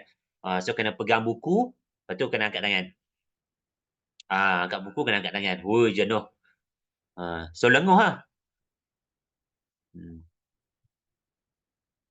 Okey, jom kita teruskan lagi. Soalan 7. Ada lagi 7, 8, 9, 10. 3 lagi soalan. Okey. So, lengkapkan pernyataan berikut dengan menggunakan pengkuantiti semua atau sebilangan. Okey. So, serius lah nak buat dalam kelas? Boleh, tak ada hal. You all yang kena buat, bukan saya. Okey. So, jom kita buat sama-sama. Tak payah tengok skema jawapan lagi tau. Kita buat sama-sama nak bagi you all berfikir. Okey. So, lengkapkan pernyataan berikut dengan menggunakan pengkuantiti semua atau sebilangan untuk membentuk pernyataan benar. So, kita tengoklah apa dia ayat dia. Gandaan 5 adalah nombor genap. Gandaan 5 adalah nombor genap. ha. Oh, Afif on Tak apa, kita buat nanti minggu depan. Sabar. Nanti claim tau. Saya claim Gandaan 5 adalah nombor genap. So, adakah semua ataupun sebilangan nak membuatkan pernyataan itu benar? So, awak boleh cubalah. Apa yang awak kena faham gandaan 5? Gandaan 5 tu maksudnya 5, 10, 15, 20, 25, 30. Macam tu. So, apa jawapan dia? Sebilangan. Betul. Okey, sebilangan. Okey. Sebab yang nombor genap hanyalah 10, 20, 30, 40, 50. Yang 5, 15, 25 tu bukan nombor genap. Itu adalah nombor ganjil. So, kita tak boleh guna perkataan semua. Okey, guna sebilangan. Okey, so itulah jawapan dia. Dapat 1 markah. Okey. B. Tulis songsangan dan kontrapositif bagi implikasi ataupun pernyataan di bawah. Jika X sama dengan 4, maka X kuasa 2 sama dengan 16. So, X sama dengan 4 adalah P dan X kuasa 2 sama dengan 16. So, apa songsangan dia? Apa songsangan? Nah, ingat, saya tulis balik ya. Nak bagi awak ingat. P-A-S-K. Ha. So, songsangan adalah lawan kepada pernyataan. So, ini adalah pernyataan, ini adalah P. Kalau starting ni memang dia bagi P. Okay, P adalah pernyataan ini adalah jika X sama dengan 4, maka X kuasa 2 sama dengan 16. So, songsangan adalah lawan dia. So, lawan dia adalah jika X tak sama dengan 4, maka X kuasa 2 tak sama dengan 16. Okay. Nah, lepas tu kontrapositif. Yang ini songsangan. Yang ini songsangan. Kontrapositif. Kita cuma terbalikkan. Itulah sayang tak ada simbol dekat Zoom tu. Okay. So kalau kontrapositif kita terbalikkan. Maksudnya Q letak depan, P letak belakang. Tapi kontra maksud kita ambil bukan. So jawapan dia. Jika X kuasa 2 tak sama dengan 16, maka X tak sama dengan 4. Siap, dapat 2 markah kat situ. Okey. Dan kita teruskan soalan C pula. Okey, soalan C, dia tak bagi pula dalam bentuk sama dengan tadi. Dia bagi gambar rajah. So, apa yang kita kena buat? Kita kena baca dulu soalan dia. Rajah 7 menunjukkan 4 corak pertama daripada satu jujukan corak-corak. Buat satu kesimpulan umum. Macam mana ni? Okay, so kita tengok sini. Ni satu, ni 2, yang ni 3, yang ni 4. Tapi apa corak dia? Corak dia nak bagi tahu ada 2 segitiga. Boleh jadilah. Yang ni ada 2 segitiga. Yang ni ada 1, 2, 3, 4. Ada 4 segitiga. Yang ni ada 1, 2, 3, 4, 5, 6. Ada 6 segitiga. Yang ni ada 1, 2, 3, 4, 5, 6, 7, 8. Ada 8 segitiga. So, nak buat macam mana dia punya kesimpulan dia? So, kita tahu N mestilah bermula daripada 1, 2, 3, 4 dan seterusnya. Dan apa formula dia? Apa rumus yang kita nak letak?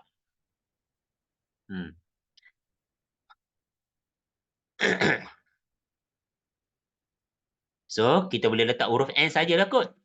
Kan? Kalau kita cerita pasal kotak. Kalau kotak lah. Kalau kotak, kita letak N saja dah betul dah. Tapi yang ni dekat sini dia kata corak. So, corak. So, mungkin kita kena letak, kita tahu apa, ada 2 corak untuk nombor 1 ni ada 2 corak, yang ni ada 4 corak, yang ni ada 6 corak, yang ni ada 8 corak. So, maksudnya kena kali 2 lah kot. Kan? So, kali 2. Macam tu. So, N kali 2, di mana N itu bermula daripada 1, 2, 3, 4. Okay, jom kita check. Betul tak jawapan dia? Betul, 2N. Okay, 2N ataupun N kali 2. Sebab dia tak kata pengkotak, dia kata corak. So, corak ada di dalam ni. So, ada corak apa? Corak segitiga. Macam tu lah. Ya, Haris. Oh, Haris angkat tangan tadi. Oh, dah turun dah. Okay. Haris Jibril. Okay. Macam mana nak tahu 2 tu? Macam mana nak tahu 2 tu? Baik. Sebab saya kira ada berapa segitiga dalam satu kotak tu. So, kalau okey, urutan mesti bermula daripada 1. So kita tahu 1 ni ada 2, ini ada 3, yang ni ada 4. So maksudnya memang ikut urutan 1, 2, 3, 4. Tapi takkanlah soalan ni nak bagi senang sangat, nak bagi jawapan ni N saja. So mesti ada kaitan dengan dalam kotak itu. So dalam kotak itu ada 2 segitiga. Okey. So untuk kotak pertama kan satu kotak, so ada 2 segitiga. Lepas tu nombor 2 ni ada 2 kotak, ada 4 segitiga. So yang ni ada 6 segitiga, yang ni ada 8 segitiga. So maksudnya Kalau N itu bermula daripada 1, 2, 3, 4. So, macam mana nak menghasilkan 2? Macam mana nak menghasilkan 4? Macam mana nak menghasilkan 6? Macam mana nak menghasilkan 8? So, kita tengok kat sini 1 kali 2. So, bila mana kita pakai darab 2, so semua peringkat pun kena darab 2 juga. Kena buat benda yang sama. So, 1 darab 2 dapat 2. 2 darab 2 dapat 4. 3 darab 2 dapat 6. 4 darab 2 dapat 8. So, bermaksud kita punya formula kita ataupun rumus kita adalah N darab 2. Macam tu je. Okey. Bagus, bagus. Alhamdulillah. Okey, jom kita teruskan soalan 8. Okey, kita buat sama-sama dah. Nak bagi awak check awak punya kepahaman untuk topik penaklukan logik ni okey tak? Okey, tulis akas bagi pernyataan ini seterusnya sama ada akas itu benar ataupun palsu pula. Yang ni dia ada tambah sikit. Maksudnya dia suruh kita bina ayat sama ada akas ke kontrapositif ke. So bila dah bina ayat tu, lepas tu kita kena tentukan kesahihan, tentukan dia punya kebenaran dia. So betul ke salah ayat itu, macam tu. Okay. So dekat sini, pernyataan dekat sini, jika N ialah integer ganjil, maka N tambah 1 ialah integer genap. Okay. So, dia punya akas dia apa? Akas dia adalah kita cuma terbalikkan. So, terbalikkan jika N tambah 1 ialah integer genap, maka N ialah integer ganjil. Itu adalah akas kita lah. Okay. So, akas kita cuma tukar saja. Q ke depan, P ke belakang. Baik. So, bila kita dah salin pernyataan ini, okay, kita dah salin pernyataan ini, sekarang ni kita nak tentukan pernyataan ini betul ke palsu. Ini pun kena berdasarkan pengetahuan am juga. So, dekat sini dia kata jika N, kita punya akasnya. Jika N tambah 1 ialah integer genap, maka N ialah integer ganjil. Selalu tertukar ganjil dan genap. Okey. Baik. Ganjil adalah nombor 1, 3, 5, 7, 9. Ingat ini je. Genap. Ingat genap je. Kalau genap, 2, 4, 6, 8, 10. So, kalau ganjil adalah selain daripada 2, 4, 6, 8, 10, 12. Semua itulah. Okey. So, sekarang ni dia kata jika N tambah 1 ialah genap, maka N ialah ganjil. So, let's say lah, kita letak N sama dengan 3, nombor ganjil. Kan? N sama dengan 3. Lepas tu kita nak check, betul ke kalau kita masukkan 3 dalam N, so 3 tambah 1 dapat berapa? Dapat 4. So, dapat nombor genap. Kalau N nombor ganjil, N adalah 3, jika N tambah 1 ialah genap, okey, maka N ialah integer ganjil.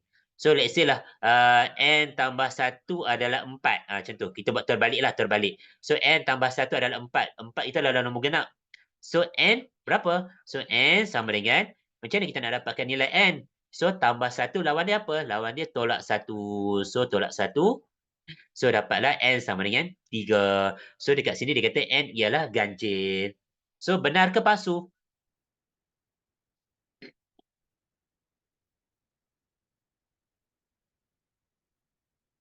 Benar. Okey, itulah jawapan dia. Okey, bagus. Benar. Okey. Dan soalan B. Soalan B, tulis 2 implikasi. Nampak saja 2 implikasi ni. Oh, ini dah markah free dah. Markah free. Mana datang markah free yang ni? Jika dan hanya jika. Ada keyword yang ni, jika dan hanya jika. Oh, lega dah. Kita dah boleh dapat 2 markah percuma. Kita cuma salin saja. Jika P maka Q. Okey, nombor 1 dan nombor 2 terbalikkan saja. Jika Q maka P. Jangan pergi tulis macam ni pula. Jangan tulis jika P maka Q. Confirm tak ada markah. Okey.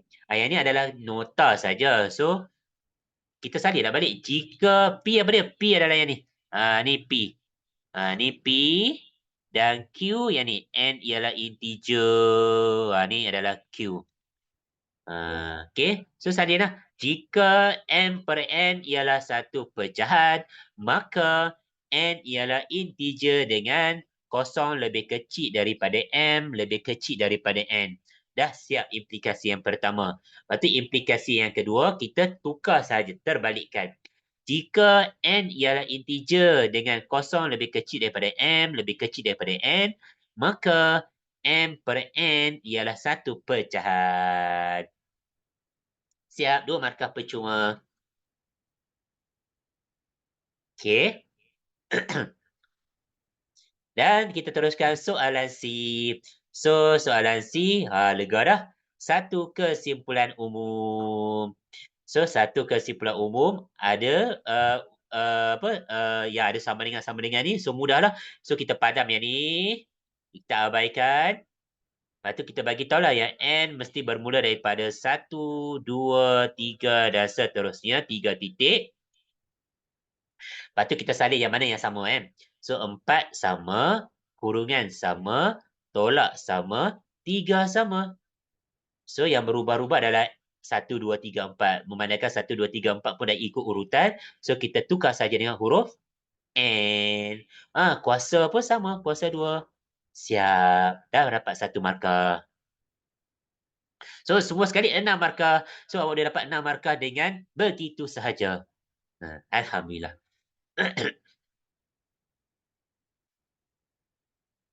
Okey, setakat ni.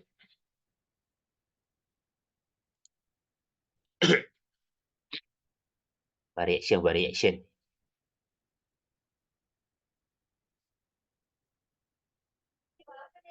Yeay.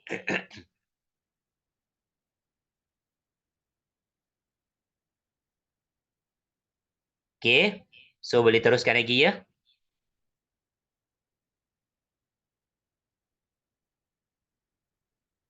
Okey, kita teruskan.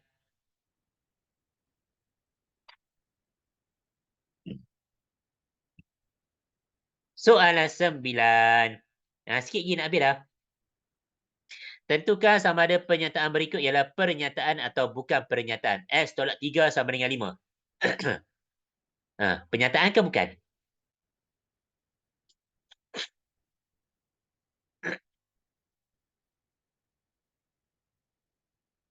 Pernyataan, okey. Walaupun kita tak tahu pun nilai X tu berapa, tapi kita tahu, dia suruh kita cari nilai X. Okey, itu adalah pernyataan. So, X tolak 3 sama dengan 5. Maksudnya, dia tak tergantung lah sebab dia ada simbol sama dengan. Okey, so itu adalah pernyataan, bagus. Dan soalan B, tulis akas. Tulis akas, kemudian tentukan sama ada akas tersebut adalah benar ataupun palsu. So, akas kita terbalikkan saja. So, jika 10 kuasa R sama dengan 1, maka R sama dengan kosong. Okey, jika 10 kuasa R sama dengan 1, maka R sama dengan kosong. Okey. So, benar ke palsu? Macam mana nak tahu benar ke palsu? So, dia kata jika 10 kuasa R sama dengan 1, maka R kita adalah kosong. So, memang nak tak nak R kena kosong lah sebab apa saja kuasa kosong baru dapat 1. Betul tak?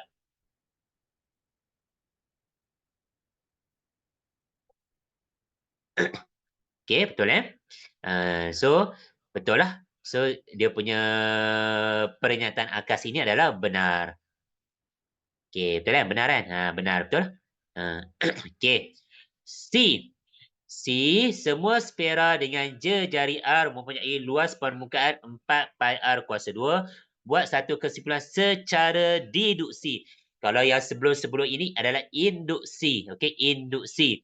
Kalau deduksi, saya bagi tahu siap-siap. Deduksi paling senang dalam mana-mana topik matematik. Okey, sebab apa saya bagi tahu senang? Okey. Sebab ini cara dia. Okay, dia kata semua sfera dengan jari R, okey, mempunyai luas permukaan iaitu 4 pi R kuasa 2. Buat satu kesimpulan secara deduksi bagi luas permukaan sfera dengan jejari 2 cm. So, kita tahu jejari adalah huruf R. So, kita hanya masukkan saja, gantikan saja nombor dalam huruf. So, jejari nilai dia 2 dan jejari adalah huruf R. Masukkan 2 dalam huruf R. So, masukkan saja 2 dalam huruf R. Lepas tu, kena dapatkan nilai dia. So, dapatlah pi boleh kekalkan pi kalau nak dapatkan nak dapatkan nilai pi pun boleh ataupun nak biarkan pi biarkan pi macam tu saja pun boleh. So kita ambil nombor dengan nombor saja. So 4 darab belah dengan 2 kuasa 4. So dapat 16 pi. Habis. Itu sahaja. Itu saya kata paling senang. Okey, dan boleh dapat 1 markah dengan begitu saja. Okey, perkataan deduksi ingat. Deduksi, kita cuma memasukkan nilai ke dalam huruf dan mencari jawapan, mencari nilai itu. Habis, okey. Dan soalan D. So, soalan D, tentukan sama ada hujah induktif dikategorikan sebagai kuat ataupun lemah. Oh, yang ni lain pula. Okey, yang ni kita tak masuk lagi kan. Okey. So, sebagai kuat ataupun lemah serta meyakinkan atau tidak meyakinkan. Baik. Dekat sini dia bagi tahu. Yang ni bukan hujah yang bentuk 1 ke bentuk 2 ke bentuk 3 bukan eh. Yang ni lebih kepada hujah induktif. Kalau sebelum tadi kita buat yang induktif yang keluarkan formula kan. Keluarkan formula. Yang ni tak. Yang ni adalah hujah induktif. Maksudnya kita nak tentukan sama ada hujah itu meyakinkan ataupun tidak dan hujah itu kuat ataupun lemah. Okey. Kita tengok kat sini Dia kata 12 ialah gandaan 4. So betul lah. Sebab gandaan 4 kan 4, 8, 12. So maksudnya 12 adalah gandaan 4. Okey. Lepas tu premis 2 dia kata 28 ialah gandaan 4. So kita check betul tak? 4, 8, 12, 16, 20, 24, 28. So betul lah. Kan? 28 adalah gandaan 4. So 34 adalah gandaan 4. 34 adalah gandaan 4. Betul tak?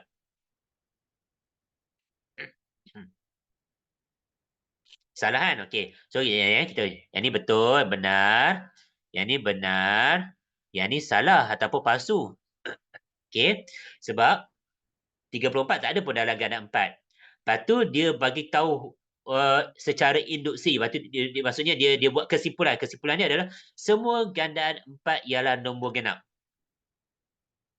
Semua ialah gandaan. Maksudnya betul kan? So semua gandaan 4 ialah nombor genap. So benar. Yang ni benar. Kalau kita ikutkan semua ganda 4, 4, 8, 12, 16, 20, semua dalam nombor genap. So memang benar lah. Kan? Okay, so sekarang ni kita nak tahu adakah kuat ataupun lemah, meyakinkan ataupun tak meyakinkan. So biasanya kita akan tengok kuat atau lemah ini berdasarkan premis lah. Dekat sini, nampak ni? Dekat sini, kuat ataupun tak kuat, kita tengok pada kesimpulan. Okey, kuat ataupun tak kuat, kita tengok pada kesimpulan. So, kalau kesimpulan kita dah nyatakan benar, maka dia punya hujah itu kuatlah. Okey, sebab kita tengok hujah, kita nak tahu hujah itu kuat ataupun tak, tengok pada kesimpulan. So, kesimpulan, kalau kesimpulan itu benar, maka hujah dia kuat. So, kita bagi tahulah jawapan dia kuat sebab kesimpulan dia benar. Baik, lepas tu satu lagi jawapan, dia nak bagi tahu sama ada meyakinkan ataupun tidak. Okey, so kita meyakinkan ataupun tidak berdasarkan premis-premis. Ya, Amar. Amar angkat tangan.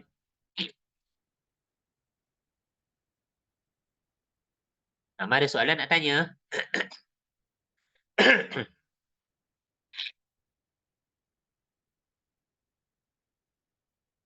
Okey. Oh, tak apa. Jawapan A pernyataan ke bukan? Jawapan A. Jawapan A. Mana A? Jawapan A bukan. Sorry. Pernyataan. Bukan pernyataan lah. Alamak. Okey. Bagus, bagus. Baik. Confused. Okey, masih. Saya pun confused juga. Okey. Walaupun ada sama dengan, okey, kita ambil balik definisi. Definisi pernyataan adalah kita boleh merungkai kebenaran ataupun merungkai kebenaran ataupun kepalsuan. Okey, merungkai kebenaran ataupun kepalsuan. So kalau tadi X tolak 3 sama dengan 5, walaupun ada sama dengan 5, okey, walaupun ada sama dengan 5, walaupun ada sama dengan, kalau ikutkan pernyataan dia lengkap. Tapi kita tak boleh nak tentukan betul ataupun salah. Sebab kita tak tahu pun nilai X tu berapa. Berbanding dengan 2 tolak 3 sama dengan 5. Okey, 2 tolak 3 kita tahu nilai 2 itu, kita tahu nilai 3 itu, dan kita tahu bila 2 tolak 3 tak sama dengan 5.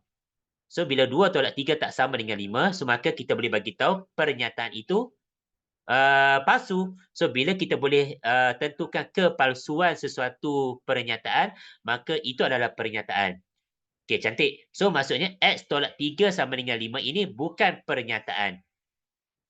Okey, X tolak 3 bukan pernyataan sebab kita tak boleh nak tentukan nilai X tu. Okey, kita tak boleh nak tentukan nilai X tu. So kita tak boleh nak merungkai kebenaran ataupun kepalsuan. Betul, pernyataan kena jelas. Bagus. Alhamdulillah. Okey, masih Amar. Okey, bagus. So berbalik pada soalan A tadi, X tolak 3 sama dengan 5 bukan pernyataan sebab ada huruf kat situ ataupun tak jelas kat situ. Kita tak jelas dia punya kebenaran dia ataupun kepalsuan dia. Okey, so berbalik pada soalan D. So soalan D, untuk nak dapatkan kuat, kita tengok pada kesimpulan. Kalau kesimpulan dia benar, maka kita boleh bagi tahu hujah itu kuat. Okey, lepas tu melibatkan keyakinan ataupun tidak meyakinkan ataupun tidak meyakinkan, kita tengok pada premis. Kalau semua premis adalah benar, ketiga-tiga premis adalah benar, okey, maka kita boleh bagi tahu meyakinkan lah. Tapi kalau salah satu palsu ataupun dua palsu, so kita boleh bagi tahu tidak meyakinkan. Tidak meyakinkan. Okey, macam Ahmad tadi, Haris, Zakwan tanya, cikgu kalau premis 1, 2, 3 salah, tapi kesimpulan benar, dikira kuat ke? Betul, dikira kuat. Apa-apa pun kita tengok kesimpulan saja. Sebab kalau let's say lah, kalau kita tak tengok premis kan, kita tak tengok premis, kita tengok kesimpulan je. Semua ganda 4 ialah nombor genap. So benarlah. So memang kuat. Tapi meyakinkan ataupun tidak, kita tengok pada premis. Macam tu. Okay. So kalau ada satu saja yang palsu, maka tidak meyakinkan. So apatah lagi dua yang palsu, lagilah tidak meyakinkan. Okay. Tapi kena hati-hati.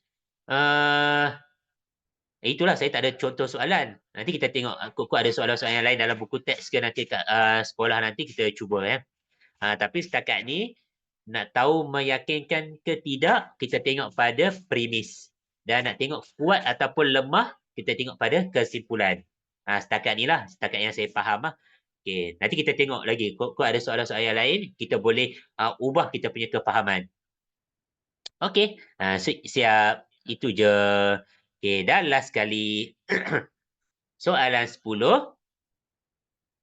Tentukan sama ada ayat berikut adalah pernyataan atau bukan. So, 2 tambah 5 sama dengan 10. So, sangat jelas kita boleh tahu itu adalah palsu. So, ini adalah pernyataan. Dan 3 tambah X sama dengan 7. Alamak, tak jelas lah. Kita tak tahu pun X tu nombor berapa kan. So, bukan pernyataan. Okay, Alhamdulillah kita punya kefahaman dah sama dah synchronize. Okay, lepas tu B. Lengkapkan pernyataan berikut dengan menggunakan pengkuantiti semua atau sebilangan untuk membentuk pernyataan palsu. So, dekat sini kata heksagon mempunyai 6 sisi. Oh, dekat sini awak kena ada pengetahuan berkenaan dengan nama-nama poligon. Pentagon, hexagon, heptagon, octagon. Okay.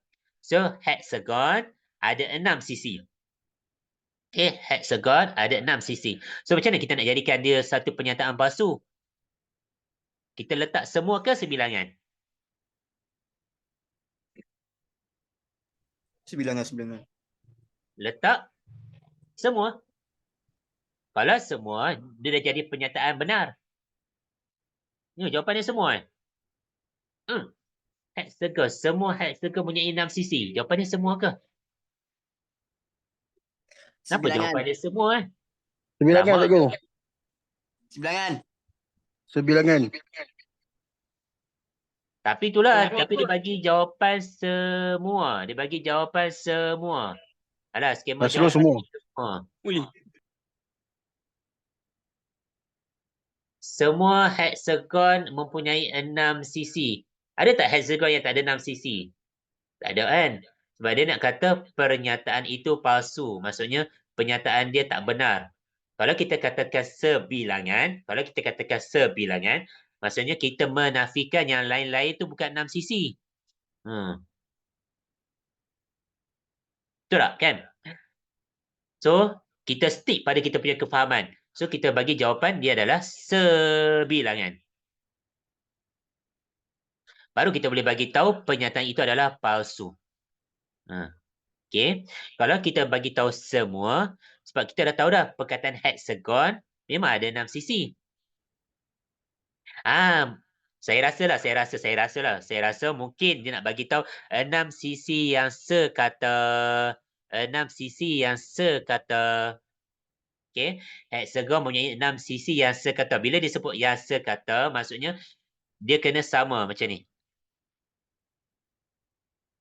Mana 6 ni? 1, 2, 3, 4, 5, 6. Macam tu. Okey.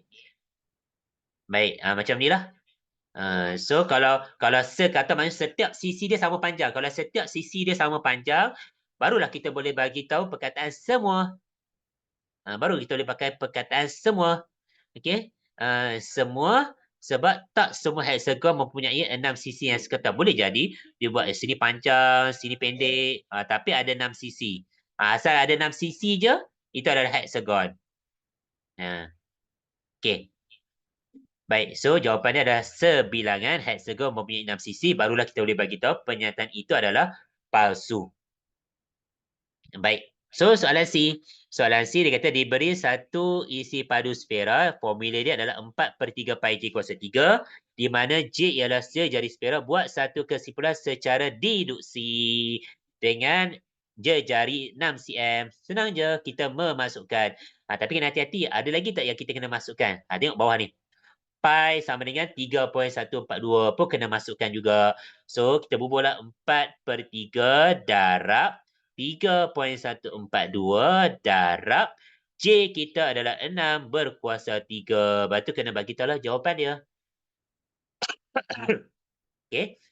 So, dapatlah jawapan. So, jawapannya berapa kat sini? 904.904.896. Okay. So, kena bagi tahu lah jawapannya 904.986. 986 ke? Ke 486 896. 896. Ke 986. 896. Okay. Kalau ada perkataan deduksi, cuma memasukkan nombor dalam huruf. Lepas tu kira settle.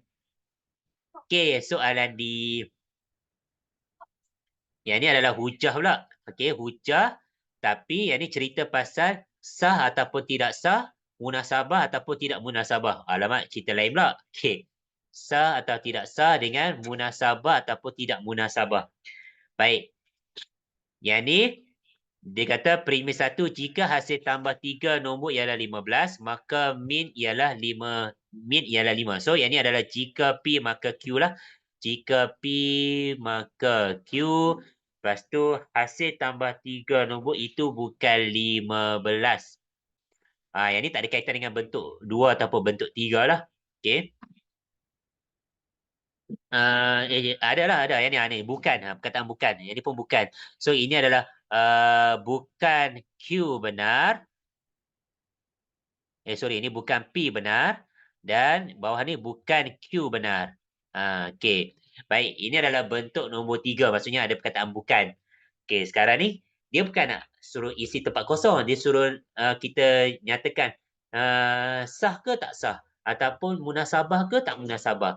Baik, kita tengok jika hasil tambah 3 nombor ialah 15, maka min adalah purata ya. Purata ialah 5. Okey.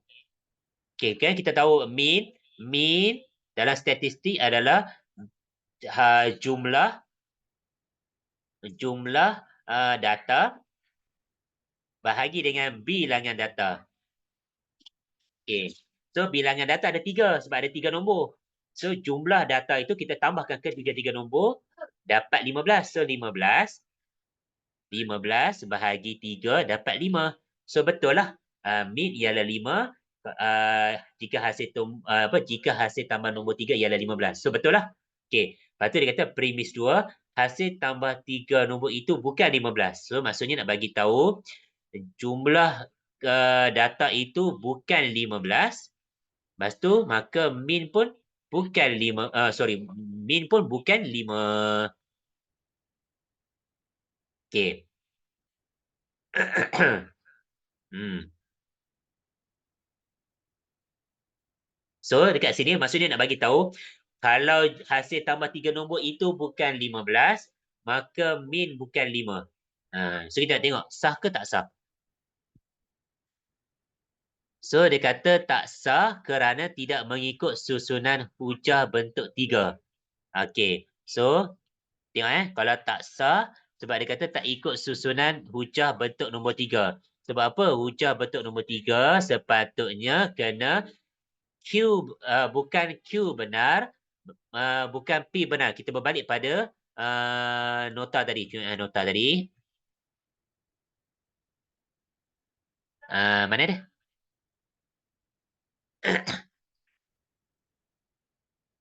Ni. Jika P maka Q, lepas tu bukan Q benar, bukan P benar. Maksudnya premis nombor 2 kena bukan Q dulu. Dan premis nombor 3 baru bukan P. So berbalik pada soalan 10.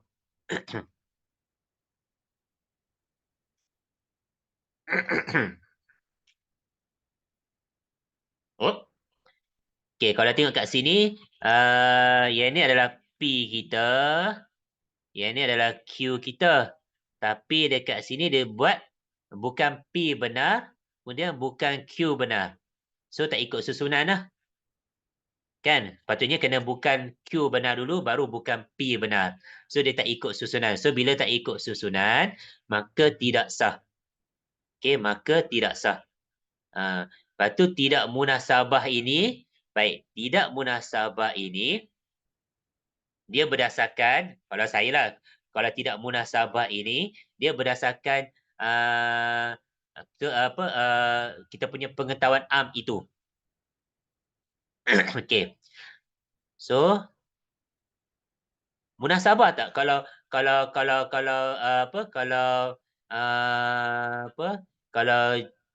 bukan kalau hasil tambah 3 nombor itu bukan 15, maka mean dia bukan 5. Macam tu. Tu dia pening sikit. Okey. tak munasabah kan. So tak munasabah. Sebab tu kena bagi tahu lah sebab apa tak munasabah kan. Adakah kalau nombor lain kita boleh dapat 5 juga. Macam tu. Kan, betul tak? Kan, kalau hasil tambah 3 nombor, kalau bukan 15, mean bukan 5. Kalau kita sebab dia bagi tahu hasil tambah 3 nombor itu bukan 15. Lepas tu mean bukan 5. Wish, saya pun pening tu. Saya pun pening. Okey. Sebab tu lelaki tak boleh sebilangan lelaki tak boleh nak decide sangat. Okey. So dekat sini saya tak boleh nak huraikan sebab saya pun tak tahu nak jelaskan macam mana. Saya kena banyakkan membaca dulu. So kalau saya dah betul-betul faham, baru saya akan jelaskan pada you all. Boleh? Cuma yang tak sah ni, yang ni saya boleh confirm. Tak sah sebab tak ikut susunan. Itu je. Kalau tak ikut susunan, baru tak sah. Kalau ikut susunan, dia sah. Kalau tak munasabah, dia bergantung pada ketidaksahihan hujah itu. Macam tu mudahlah. Kalau tak sah maka tak munasabah. Kan? Kalau tak sah maka tak munasabah. Nampak dia kata tidak munasabah kerana hujah tidak sah. Tak payah pening-pening. So kita boleh buat induksi macam itulah. So kalau hujah tidak sah maka tidak munasabah. Kalau sah tapi kena hati-hati. Kalau sah, boleh jadi munasabah, boleh jadi tak munasabah. Okey. Tapi kalau tak sah, confirm tak munasabah. Macam tu. Okey. Boleh Ini nota dia lah.